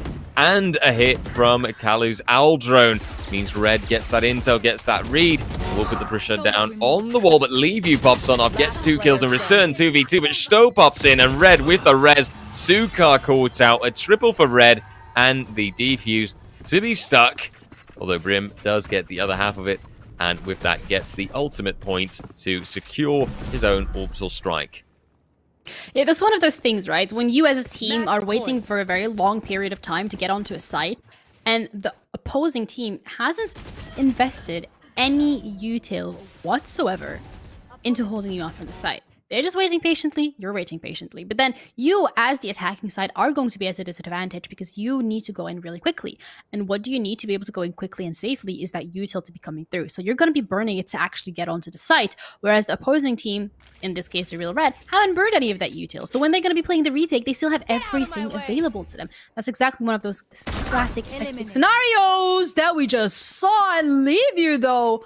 Okay. Red has walled off showers every single round on attack to go for that orb. And this time, they were ready for it, and they punished it. Deservedly so, right? Yes. Reading your opponent like that is exactly the kind of thing that we're waiting for, exactly the kind of thing that we want to see. Spider for now delaying, not clearing out the recon bolt, knowingly giving that position away, and Kent getting another kill in the meantime. Pen going down, and now more pressure put on that Judge player, but Spider pops on off with it. That's a great double to come through. And an ultimate that then comes through. This will delay massively, and that delaying is not something Team Jaxi TV is waiting for right now. They don't have the luxury of wasting a lot more time. 35 seconds on the clock means that it's now or never. And that Judge, I know that that's going to be a strong line of defense. Yeah, they either have to go for the A side. They only have 20 seconds on the clock, so at this point, it's not even sure if they're going to even be able to get the plant down because the orbital strike is available, and they know they're going to be pushing out through lamps. If anything, all he has to do is just put down the ultimate, but he doesn't actually get the chance to do so. Spider does come through with that trade and a Judge, but the Sage Wall is going to be cooling up as well as the rest to make sure that it's still a 3-on-2. They want an advantage, they don't want to let it go, and the Judge is actually going to find Avenger. His only player that has been let go is going to be upgrading it to a Vandal. Believe You does come through clutch once again, is even able to heal themselves. Now it's on Kalutor. Try and get that defuse sticking through, but as he wants to go for it, Jaxi is already wrapped all the way around. So... that. Oh. I just want to say, right, sorry, I can't get it off my mind. The fact that Stowe was so closely pulled up over there, and that he didn't have a safer position. If he'd timed that orbital well, that would have actually delayed for so long that it could have gotten them the round, and with that, the match.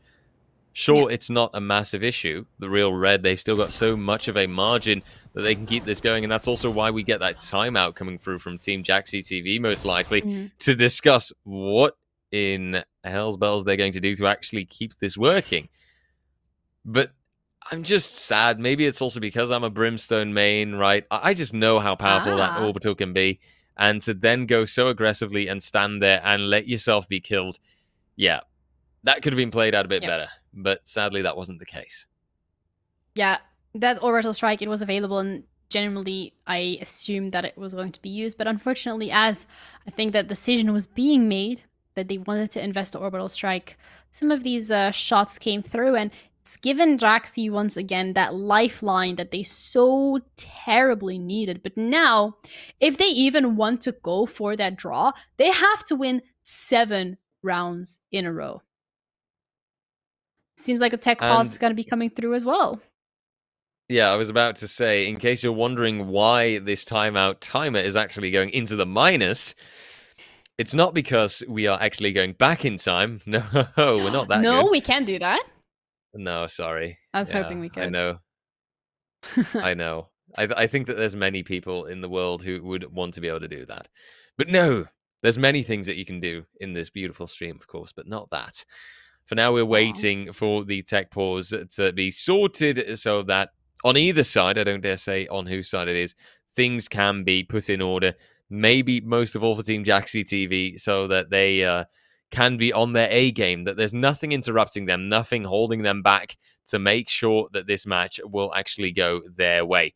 So far, by the way, the closest match that we've seen, but Team Jaxi TV still with that massive, massive disadvantage. Jeannie, why do you think that's the case? What have you really noticed with Jaxi TV, and what are they doing wrong in your opinion?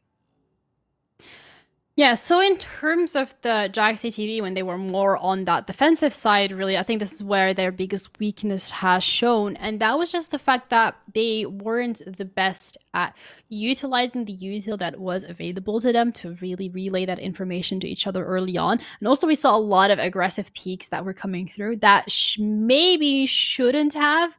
So they were punished for those aggressive peaks time and time and time again. And I think that is really the issue that we saw at Jaxi. So they want to go aggressive. They didn't really kind of change up their style as we would have wanted or expected them to. So they kind of stuck to that really one-dimensional side of gameplay. But once they're on the attacking side, which is what we're seeing right now, they have actually found that ability to switch and flip as the game goes on. So I'm really happy to see that they have made those adjustments. Now it's just a matter of whether or not it's going to be enough to win them 7 rounds in a row. It looks like we're getting back into the show with the 12-5 scoreline being the situation. For the team of the Real Red, it is only one round that they need. For Team Jaxi TV, it's a few more. They have to pull off a few successful pushes, successful executes, so that they can find their way onto that B side, for example. But they have to care. Somebody is in Hooker, and I do believe that somebody has a judge in their hands. Stowe also moving up quite close, but Kent getting the entry.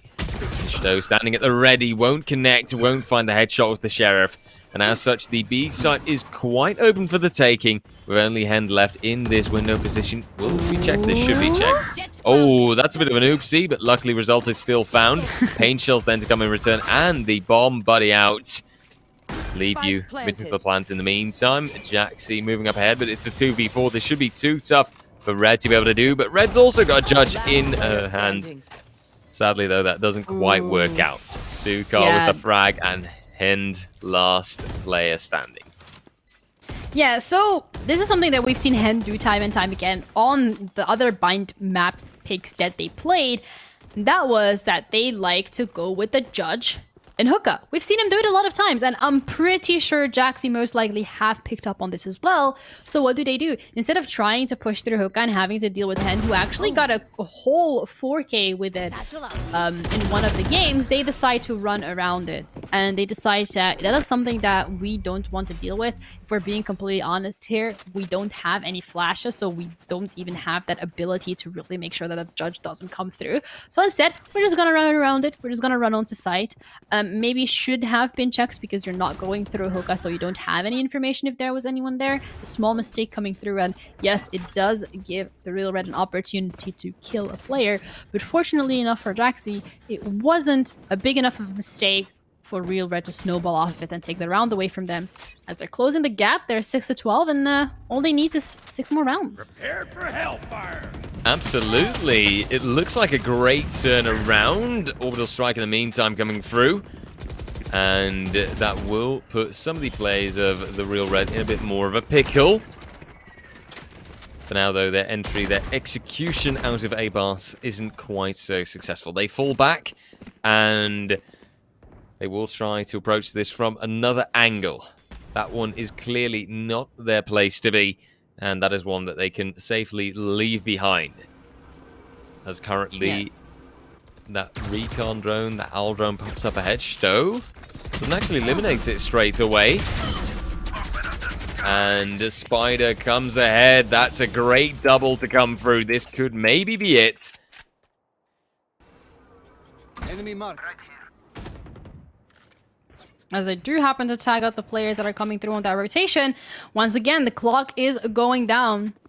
Only half a minute really left at this point, and they have to decide what site they want to be going on. It looks like the spike is hovering towards A, and that's something that the Real Red are aware of. They're even going on that rotation. No one is watching. Spider coming through with the 4K. That's almost an ace coming off for Spider to even get... Just what a way to end this game, and Red takes Jaxi out of the picture, and the Real Red secure their third game, which means that if my math is correct, 3 times 3 is going to be 9, so they're 9 points. Wow. And thank you. I'm impressing myself a little as well. So they got this 9 points secured, whereas Jaxi, you know, they didn't win this round. They had a bit of an issue. So the standings are definitely going to be impacting. 9 points, there we go.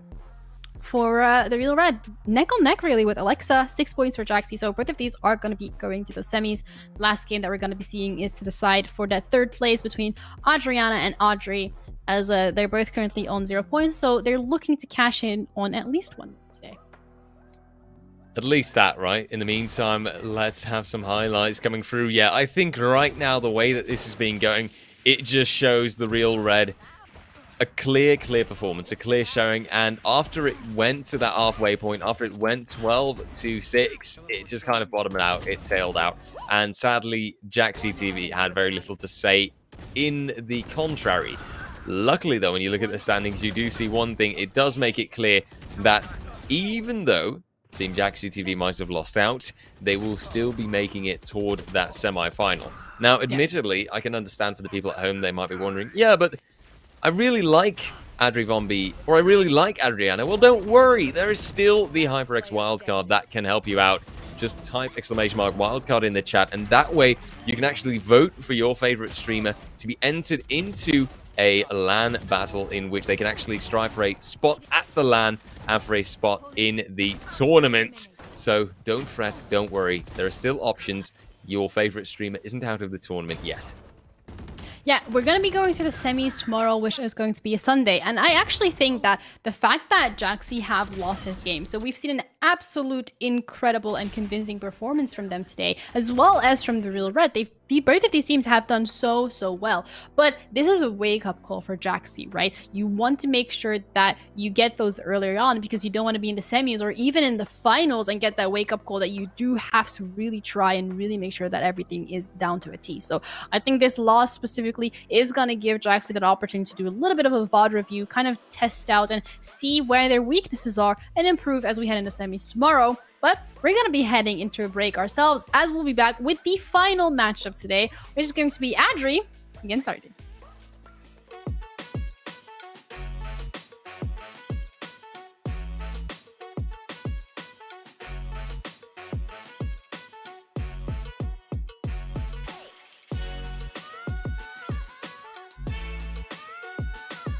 Hey, chat.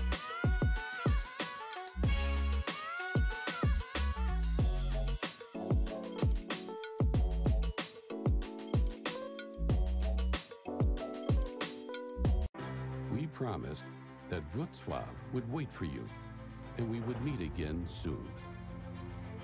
We always keep our promises. The time has just come.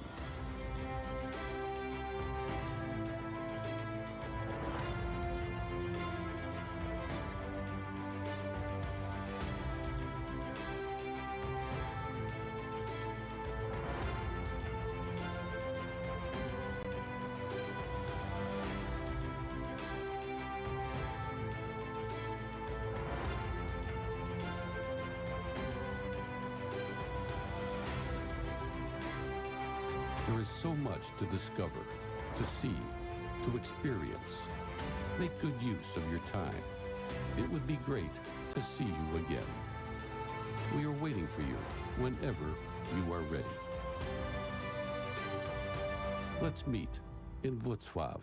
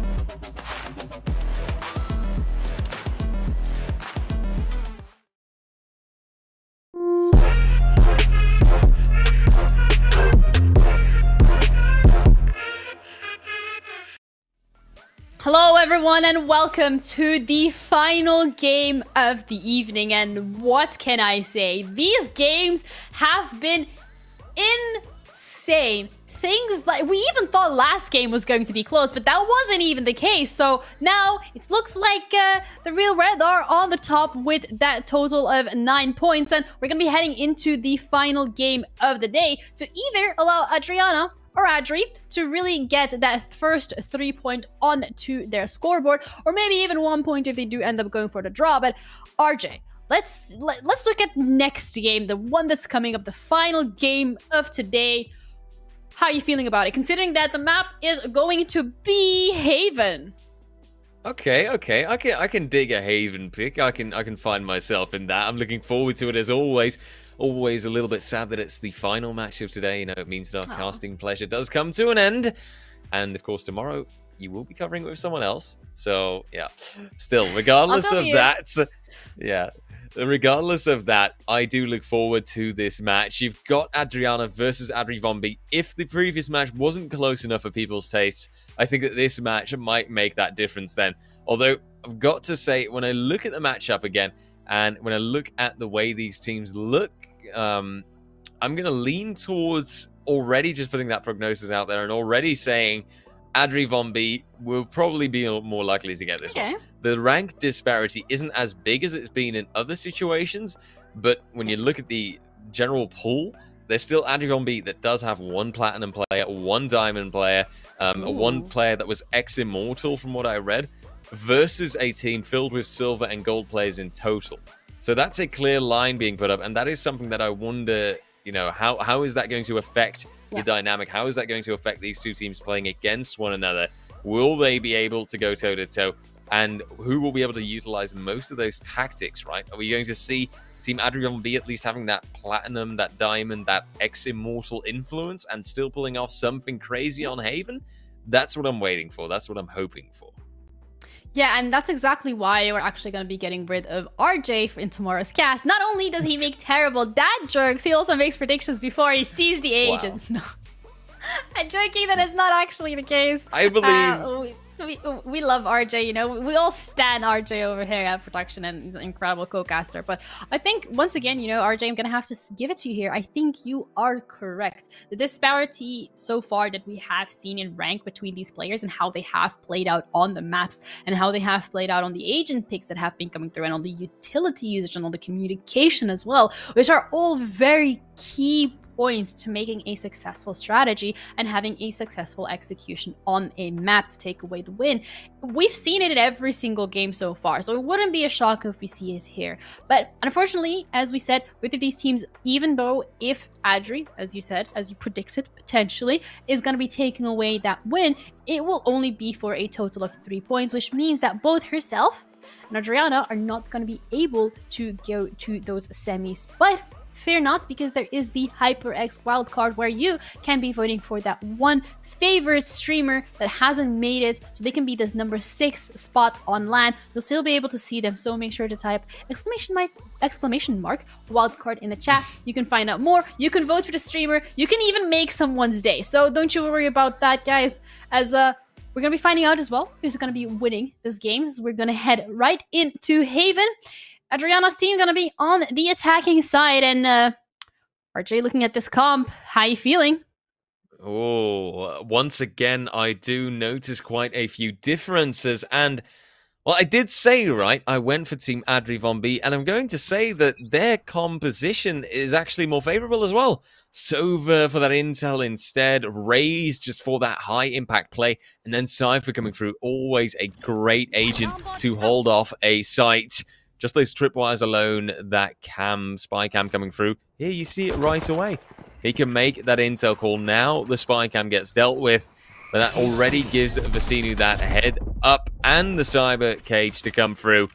Great delaying that is done by Team Adri Von B, specifically the Cypher, and Team Adriana not finding their way on the site just yet, going quickly for the rotate, leaving a little bit of a brimstone on the lurk, but eventually he'll also move back and regroup with the rest of the team so that they might be able to try middle instead.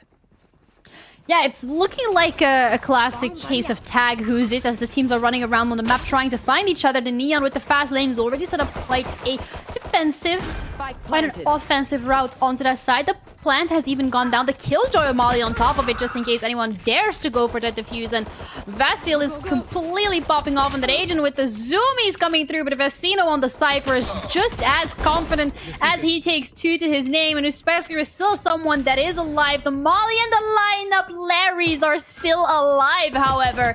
And that's going to make it a little bit more difficult for them to go for that defuse. And the Killjoy Mollies, once they hear that tick, there it is, should be activated, and that just makes it impossible for them to defuse because they're already so low. The turret is literally another player when it is on that pistol round, and as they want to go for that defuse, the right click is gonna be coming through. Beautiful use of lineup and of util from Adriana's side.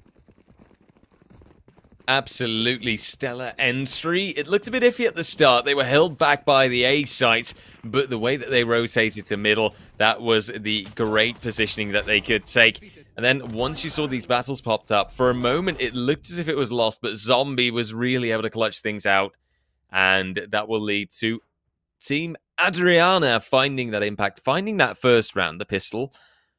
Let's see if now they can build further up on that. Although Team Adri, oh, this C-long aggression, it's actually the right call to make. There's a lot of players there, but you can say how you like. It might also be the worst call to make because there's so many players there. Although the resistance is definitely found. Billy to get 1 kill in. Vicinu, a little bit aggressive, but that's what the entire team is doing. And you actually see the wraparound coming through. Lightsy in the meantime holding things off with the Marshall. And Snick stealing the final kill with the Spectre. Even Zombie committing to that spike plant for that, well, I guess posterity.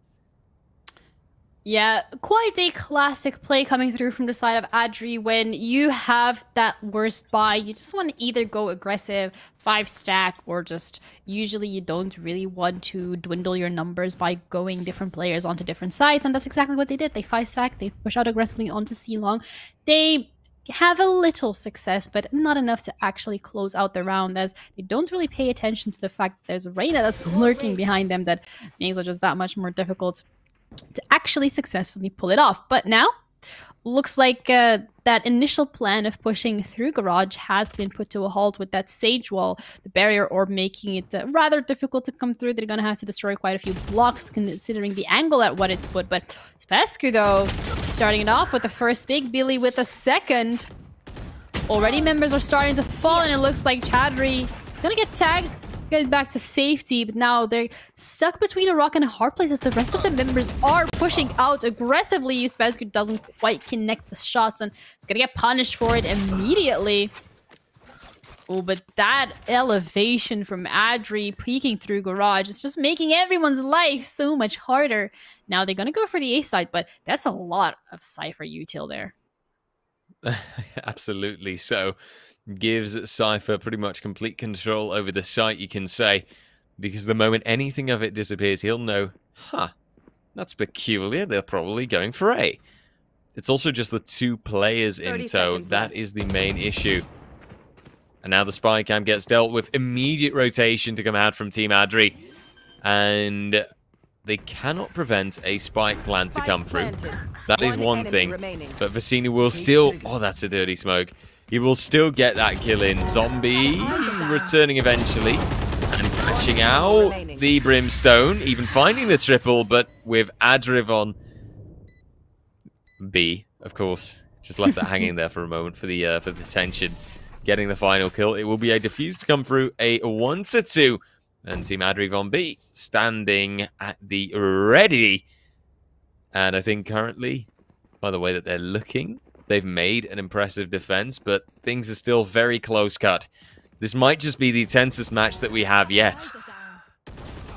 Yeah, if there was a reload available for Zombie, it might have actually been possible to do this, but unfortunately that wasn't the case. But looking here at Adri's economy, that was kind of their full buy round. So, you know, we're seeing an operator coming through from Adriana's team, but there isn't that great of a buy there, I say so myself, coming through from Adri. That was a bit of an expensive round. There was only 1 player left standing. 4 rifles were lost in the process, and now going to be dealing with that operator, which hopefully Billy doesn't decide to dry peek because that's not something that we want to be doing. But instead, they're deciding to dry peek Billy as the layer doesn't actually quite do anything. The relay bolt isn't going to stun anyone either, and that's the Killjoy throwing in that lockdown to make it a bit more easier for the rest of the team to come through. But Vecino with that Spectre does find the dink, but it's not quite enough.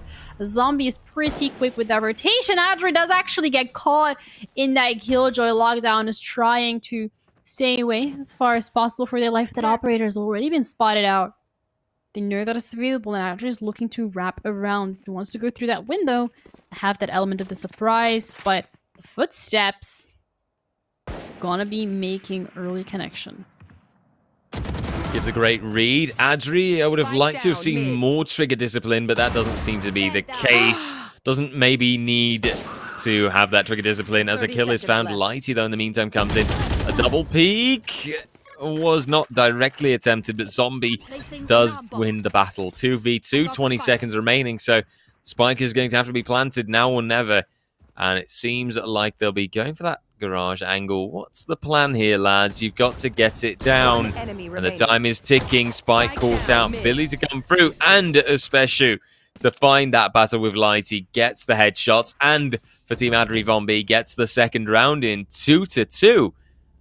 And that's already balance struck by the team from Adri Vombi. And, well, in my eyes, an equal situation, and one in which I wonder who will move ahead from this, because economically there might be struggles for Team Adriana, and that seems to be the case. Sheriff's a bit of light armor for the people feeling luxurious, and not much more. Yeah, Sheriff and a Spectre in the mix as well, so both of these teams haven't really got that chance to get their economies under wrap. Still both struggling with the buys that they want to be coming through. Steffi pushing out aggressively is going to have that relay bolt. Not going to quite connect there. He's not going to get that knock up. He's playing in his own smoke. Misses the shot. Decides not to shoot again. Vasil, however, does feel more than happy to do so. Billy and Uspescu, a bit of like killing spree themselves. Showstopper even being invested, and that is the recon bolt coming through. And as they're distracted by it, they take Uspescu out right away. Drop to 20 HP there, and they still have a minute on the clock. Billy this time pushing out aggressively as he is fully aware of where the other members from the side of Adriana are, and so is Adri. Manages to add another kill to her tally. Doing quite well this game herself. Feels much more comfortable on this map if we do say so ourselves, and that is another pick coming through. Oh, the nades aren't needed as the crosshair placement is absolutely perfect. 3-2 for Adri. Beautiful to see. 3 rounds over the 2 means a 1-round advantage. Nothing too wild yet, right? I feel like with the way these teams play, although you see Adriana and her entire team committing quite clearly to one angle, to one site to push, you do see that delay coming through the moment that Adri's team puts in that resistance, the moment that you have an ability catching out some players. If you've got a Cypher, for example, just putting down his cage and waiting a wall like this, it should delay where possible. But for now, it seems to be Team Adriana on a enthusiastic move ahead. Yep, looks like ahead they want to go, and so does the Hunter's Fury, as they do found a couple of tags on. Billy even finds an entire player himself, already reducing those numbers. Snake wants to go aggressively, but Uspescu and Steffi are absolutely ready for this push. Even picks up a different Vandal rather than to go for that reload, and that is such a convincing round from Adri. Absolutely. So 4-2, they keep moving ahead. And they do have that strong position that they want to maintain at this point. There's also quite a lot of ultimate standing at the ready on that Adri side. But the same can be said about Adriana. 3 out of 3. And Zombie also quite close. Would, in theory, just need an ultimate point to make something work. Because obviously, just don't let those ultimates go to waste. Make sure that they get used at the right time, at the right round, and that you can actually make them do the work for you. Oh, Teffy, that's aggressive, but it works. Can peek out, take out Shadri, and just falls back after that peek. Not getting too greedy, just saying, yeah, that's nice. No, I don't need anything more. I'll just wait on the site instead. And of course, Team Adri have already decided, yeah, we'll go wait on the site with you. But Team Adriana knew long ago, the moment that they lost one of their players, that A site might be not so favorable anymore. So currently, they move up on ahead.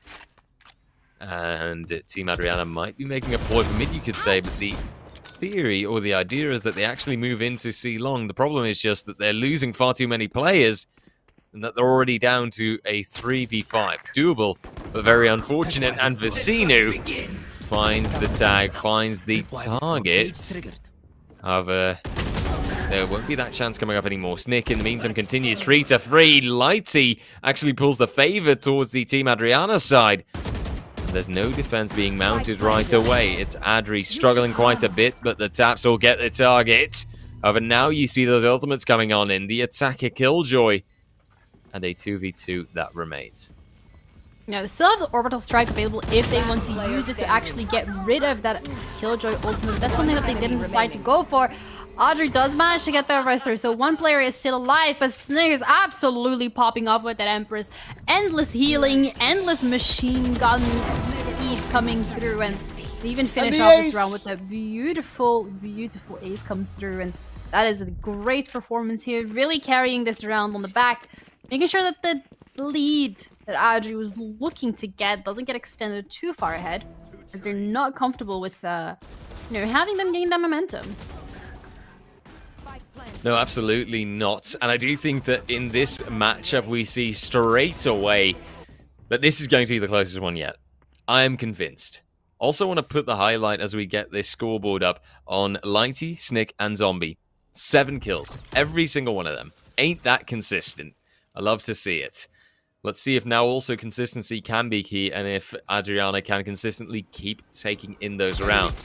4-4 is the goal. But moving further up from that would be even better. The spare shoe, trying to go for a battle, but getting caught out for now. And Billy fragging out Snick. It's a 4v5 so far. It's a good start to the round by Adri. And it's quite the control that they're showing for now. Vicino with that sideline. Catches out the spike, but then gets out-peaked. And Jay Teffy tries to move on the aggressiveness, but Lighty, he's on a roll and he gets all the battles. Billy then figures, well, if my teammate went aggressive, I've got to go aggressive too, right? But that doesn't seem to be the case. Overdrive in the meantime also being heard. And Zombie with that spike plant. Will Vasily be able to make that impact?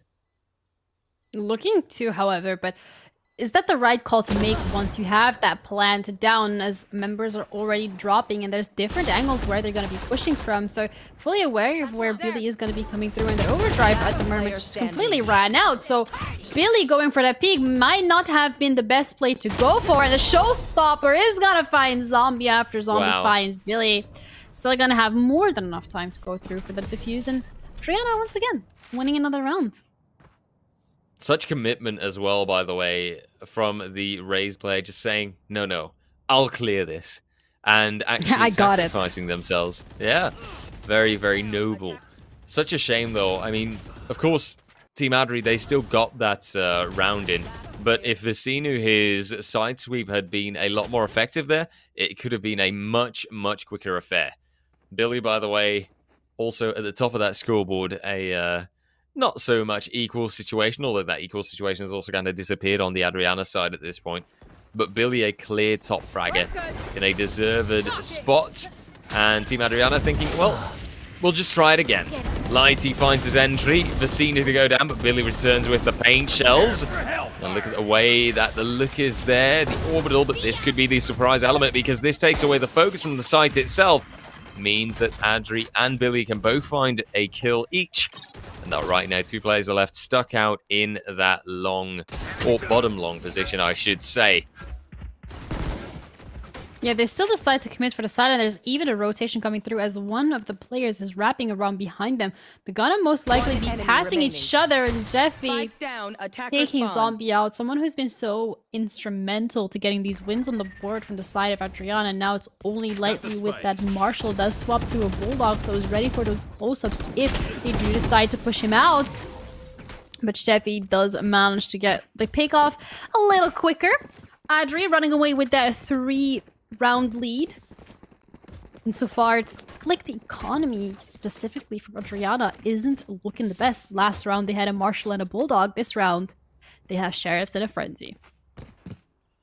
One hero Vandal perhaps to come through, though, in the hands of Snake. But yeah, you're absolutely right. This is that classic vicious economic cycle that shows itself. That classic case of Team Adriana, or just any team that's losing, being stuck out and being forced to go for a round where you can actually buy and a round where you have to give in.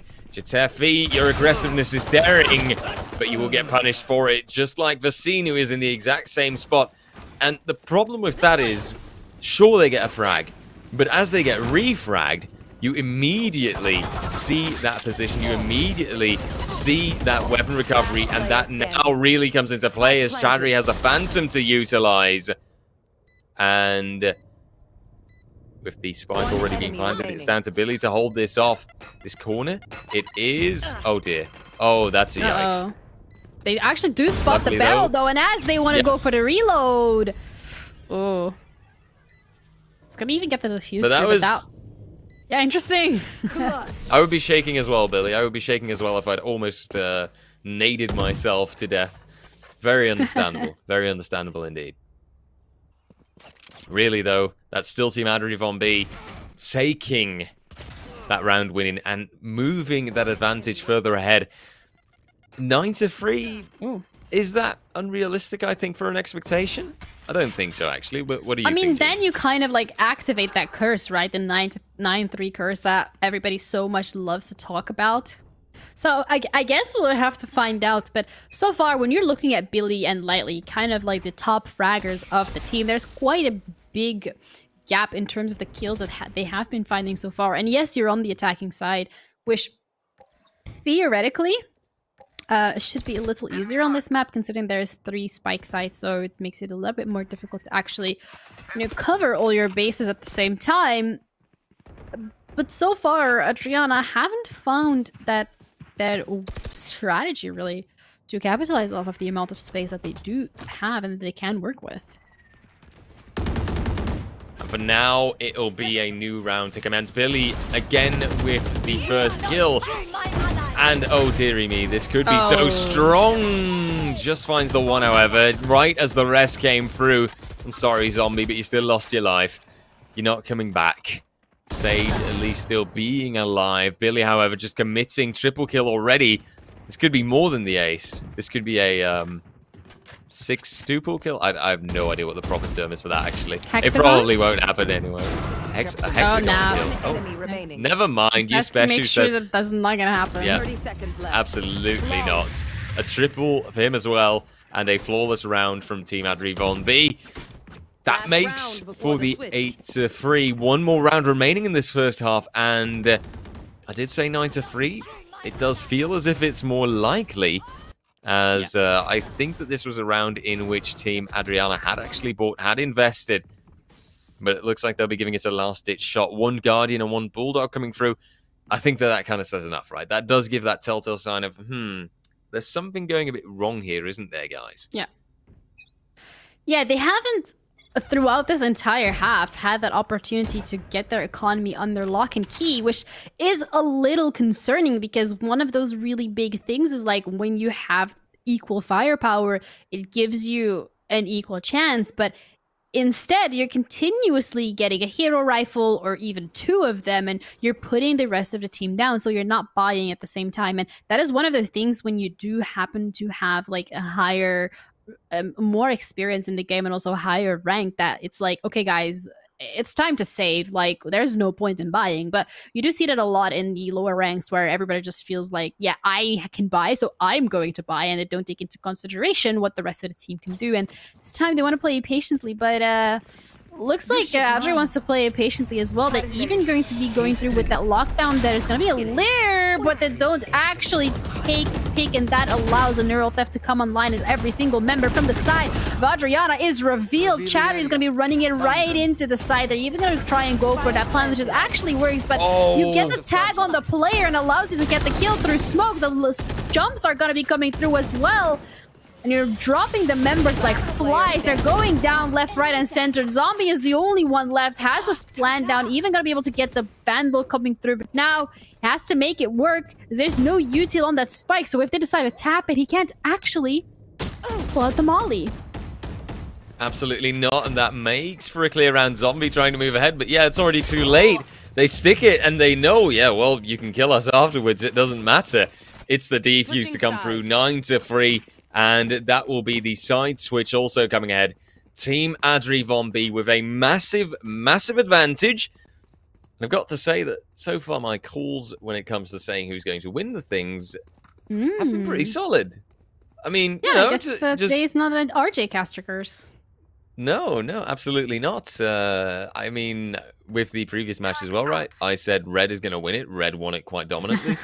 And with this one as well, I got to say, actually, whilst initially I might have thought, okay, this could go another way around, it feels right now as if this could be the death blow. But maybe that attacker side will create some sort of difference because it is a different style of play. It is a different way to go. So maybe for Team Adri Von B, that'll be one that they really struggle with. Let's take a look at the pistol round and find out how that all pans out for them. Yeah, as they're looking to go for the A side, there's already a Sage Wall. Gives a little bit of an elevation, if anything, a bit more of that advantage to come through, get a couple of shots, and every single member from the side of from Adriana is pulled onto A site, but the bomb, the spike, it's booked. They're going on to C. It's completely empty, ready for the taking. No one's gonna be contesting it. Why would they? There was a little bit of noise. They only accounted for 2 members. They only saw the Sage and the Cypher, but yet they decided to fully commit, even throwing that util onto A site, so they weren't even there. Oh, those are the critical kind of mistakes that you can't risk making right now for Team Adriana. Sadly, though, that's still the reality. Vasinu on a roll so far. 2 kills found. And Billy holding off the threat quite well. But even then, if it hadn't succeeded for Billy, Vasinu would have been right there to defend. Close range angle from his special with that triple shot to take out Vasily. 1 player left. Chadri. Yep. What will they do? As currently they move ahead and they do look around, but with those taps coming through, no success found. Your special to get that kill in. 10-3, double digits achieved for Adri Von B. A spike, a new chance to get it planted as well for them in the next round. Right now, I wonder how the buy for Team Adriana is going to look as well, actually, because in theory, this has got to be a save, hasn't it? Or yeah, eco, really. You lose that pistol round, you can't really buy anything. You usually don't have the reserves, and even if you do, you wouldn't want to because you want to save them for that bonus round. And it looks like that's what they're going to be going for. Spectres, however, are going to be available for Adri's team, and they're looking to play off of that. You know, when you know that you just have better guns, you just want to play as aggressively and as quickly as possible. Looks like that's what they want to be doing. Actually, one flank is going to be coming through on that neon, but there's a cypher tripwire, so that should give them enough information when they try to cross it. Steffi already started it out pretty well. Lightly looking to have someone walk into the crosshair, but he's making so much noise. So Vecino knows that there is going to be a couple of players coming through from that C-Link area. Billy's going to even be throwing the grenade just to make sure that they don't. But he even gets the pick off of it. Vecino reading that neon perfectly, having the back of his team. And that's every single member down. The right click, however, from Zombie is going to make sure that at least one player gets taken down with him. But that was such a good setup coming through from Adri. Absolutely. And with another round on the board for Team Adri, it is starting to look like they might finish it out quite quickly on this second half. 2 rounds is all that they need anymore. And the team members are on a roll. Also, somebody like Vecino, for example, really finds great impact at times. And also Vecino that happens to have an ultimate already standing at the ready. So I hope for Team Adri Von B. But they can go for that quick finisher. Oh, Shadri using that judge in long range. Yeah, that's not exactly what the weapon was made for. I would suggest switching to your pistol instead. One down. As now Vecinu commits, goes ahead and very aggressively moves to claim the site, wins all these battles that you should say, normally speaking, are unwinnable, and just keeps pushing out. A little bit over-enthusiastic will mean that Snick gets a kill out of this. But the spike is already planted. It's a 2v4. What is Zombie going to do? Moving out towards middle? Sure, nice, but this should be peaked in about 3, 2, 1. Although it looks like now the response will be there out of the window. Zombie going down eventually. Not sure where that window pressure is going to come from, but it's just never going to show up. Eventually, the special will find it, and the attackers will take that 12th round. Team Adri Von B, 1 round away from winning this matchup, and at least redeeming some honor, getting some points, which will look a little bit nicer on the group standings.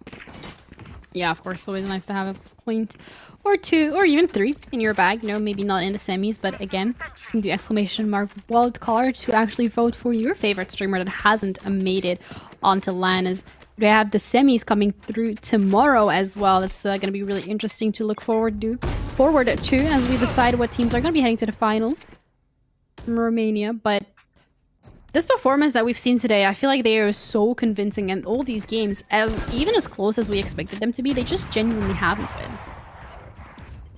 No, absolutely not. Today was a rapid-fire day, just like Billy tries to be a rapid-fire entry. Snick, I believe, actually getting that collateral through a opposing or enemy player. As right now, the Empress is also being called. Vecinu, however, will come in, takes out Shadri. We're in a 3v3, and we've got a Cypher ult coming out, but I wonder if that's going to give the right amount of intel. Vasily has rotated around Neon to hold the site and to take out Vecinu. This could still be a round going to Team Adriana. As this battle gets caught out, Vasily has to be careful. 45 seconds, give or take, on the clock. Yep, that's still got to go all the way around, and that's most likely going to the C site. At least that's one thing for his special. Gives him a chance to create the perfect afterplant, and we'll have Team Adriana thinking, wait, what? Why is it over there? That doesn't make sense. But now, they've got to retake this. Yeah, and Adri is going to give out that information that there is at least a couple of players coming through from CT. Does manage to take Snick out on the way, as the Empress did run out, and don't think they were expecting a player to be in garage, and it's planted perfectly for long. So all they have to do is just wait for them to tap the bomb. They don't have to peek them. They even have that recon bolt available if they dare, if they want to use it. And warning shots are gonna be coming through, but Vasil goes so aggressively, something that no one expected. But the question is it gonna be enough time for the defuse? And it is. Ease. Not even close. What was I even saying? Not even close. Brimstone had it, no problemo. I gotta say though, that is sometimes really hard to call, but I feel like I've got a pretty good feel for it, but I have at times miscalled it and thought, oh no, it's fine, he's got it, and then just surprise, no he doesn't, and you see that void showing up on the map and players being eliminated. Now though, what's also showing up on the map is Team Adriana a little bit more, but there's still plenty of work to be done. And Team Adri Von B has a massive margin of rounds that they can work with in case things don't go their way. Losing even 2, 3, 4 more rounds, it wouldn't matter. They need just the one. Just that one-time entry that goes successfully. So let's see if that will actually happen. Delaying coming through from Team Adriana, as they currently stand ready, and as we see Zombie here holding that garage angle, could be very powerful later down the line. It's Adriana not going too aggressive yet until Zombie decides to peek, but that will cost them their life. Adri with the entry, and now a push toward the C site, but be wary, there is B site rotation coming through, but the smoke actually covers up and makes that more secure until it fades. And Billy keeps waiting. They swing out because they try to big brain the enemies, especially comes through with a kill. And that is just one Brim left. Lighty, who's got to dodge away for the Hunter's Fury. And Lighty, who cannot get a spike defuse or a spike plant cancelled. Now Spike Billy comes planted. through with it. Recon bolt is there. Lighty can still dodge that one, but immediately Cypher putting in the pressure. Lighty spots him, and Vicinu gets the kill. 13-4, and that's our result for the final best of one of the day. Beautifully played by both teams, but obviously, as I had predicted, you know, sorry Genie, but I got to put that one out there. It is Team all good, all Adri good. that take the win, and deservedly so. 13-4, a really good performance and a really good score. Yeah, definitely very much showing up on that Haven. And I think it kind of just puts into perspective how strong the other teams that were competing here today were, because they were able to take these games 13-2, 13-1, 13-3. So the scoreline so far, they have been, I think this is the closest we've seen, really. Oh, yeah, absolutely. In the previous day, I've actually still got the results open over here. I mean, in the previous day, we even had a draw, right? So we saw results like 13-9, 12-12, obviously, because draw, 13-8. The only dominant showing that we really had yesterday was that 13-3 from Alexa. But for the rest, it was just a stellar performance all the way through. Today, it just doesn't compare, right? Today was so much more dominant from the teams, and a so much stronger showing from, well, certain teams, we should really say. You had that, you know, that rank disparity that came through, and that really made all the difference. That rank disparity that just showed some teams here are outclassed by another team that's filled with immortals and just really, really strong players. Yeah, and we've seen that as well time and time again today, and you're completely right. When that rank disparity comes in, there's a difference in communication, in strategies, and util usage, and that really does play out. And they're also just way better at punishing mistakes that the opposing team makes, and that really allows them to get that lead. But this has fully and completely impacted the standings, and we now actually even know, well, we kind of knew this beforehand, you know, what team is going to be going to those finals, but the Real Red, they are standing at 9 points, Jaxi TV 6 points, and Alexa 9 points herself, so tied really with the Real Red, and 4 points for Iceman Lucky, who won by a 1 round difference, if I'm correct, just by the fact that they finished that game faster. And then Adri, Adriana, Scaro, and Knuckle, unfortunately, are not going to be able to go to the finals, but make sure that if you really want to see one of these players in the LAN, you can always do !wildcard. You can vote for your favorite streamer for your region, and then they can actually battle it out for a spot, for the 6th spot on LAN. But now we can also populate that lovely, lovely chart for the playoffs that we have. Alexa is going to be taking it up against Jaxi, and the Real Red against Iceman Lucky. So both of these teams, the top seeds, really, Alexa and the Real Red from yesterday and today's groups, are going to be taking it against the underdogs, Jaxi and Iceman Lucky. So looking forward to see which teams are going to be playing it out in the grand final. RJ, you know, I'm going to have to do it to you. I know you're not going to be here tomorrow, so I would absolutely love to hear your prediction of who is going to be going to that grand final tomorrow, and how close are the games going to be? Oh, good question to ask. I am still going to root for the Real Red on the one side and Team Alexa on the other. That's going to be your grand final battle. I'm calling it now. I'm going to try to catch it if I can, schedule depending. It's, of course, going to be a day filled with best of 3, so that does mean that you will be going on a bit longer than we have done in the last few days, but it's still a very, very exciting matchup as well, I think. I look forward to at least watching it back when I can, and hopefully still catching some of it live, because obviously that's going to be a just day filled with spectacular best of 3s. Yeah, best of 3, so it means that we're going to be having a total of 6 matches, which is something that we had today and yesterday as well, so don't you worry, enough content has been planned for you, and that wouldn't have been possible without HyperX and the city of Wrocław. So once again, thank you guys for making this possible and for having us here on the broadcast. Now, before we do close everything out, I want to ask you the really important question here, RJ. Do you happen to have any final words of wisdom or any shout outs really that you want to share with the Twitch chat, the teams, production, you name it? As always, you know, always start by thanking production, because production are the best people alive and they make sure that we look as good as we do over here. So always a thanks for that. And as always, a pleasure to commentate these initial group stages. And I look forward, of course, to the upcoming qualifiers for other countries, where I'll most certainly be back. For the rest, of course, thanks to everyone at home for actually being here with us, watching this, chatting along, being so wholesome in the chat, right? You know, such a lovely, lovely crowd the Romanians are. And of course, you know, if I really have to go for that shout out, if you guys like me specifically, although you should like the both of us equally, obviously, the Twitter followers, they are appreciated. For the rest, though, I look forward to catching the playoffs tomorrow from the spectator side.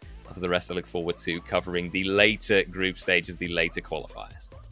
Yeah, and RJ is absolutely correct. Thank you everybody so much for the effort and the good vibes that we have been putting into this stream today. And also, you know, make sure that you guys are tuning in tomorrow, because that is the semis. It's gonna be determining those grand final players, and that is definitely something that you want to be aware of, and you just want to make sure to catch that action, because hopefully the games are gonna be a little closer match. So see you guys tomorrow. Have an incredible evening, guys, and see you then.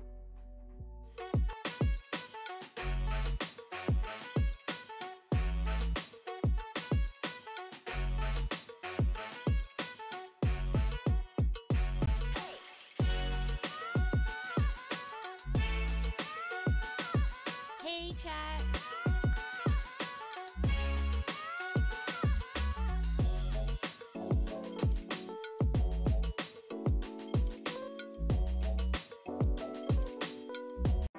We promised that Wrocław would wait for you, and we would meet again soon.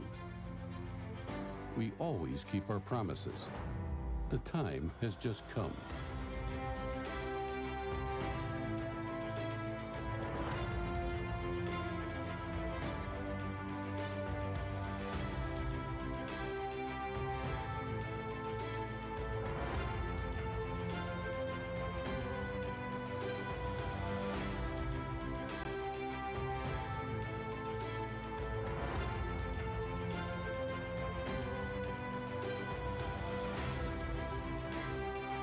There is so much to discover, to see, to experience. Make good use of your time. It would be great to see you again. We are waiting for you whenever you are ready. Let's meet in Wrocław.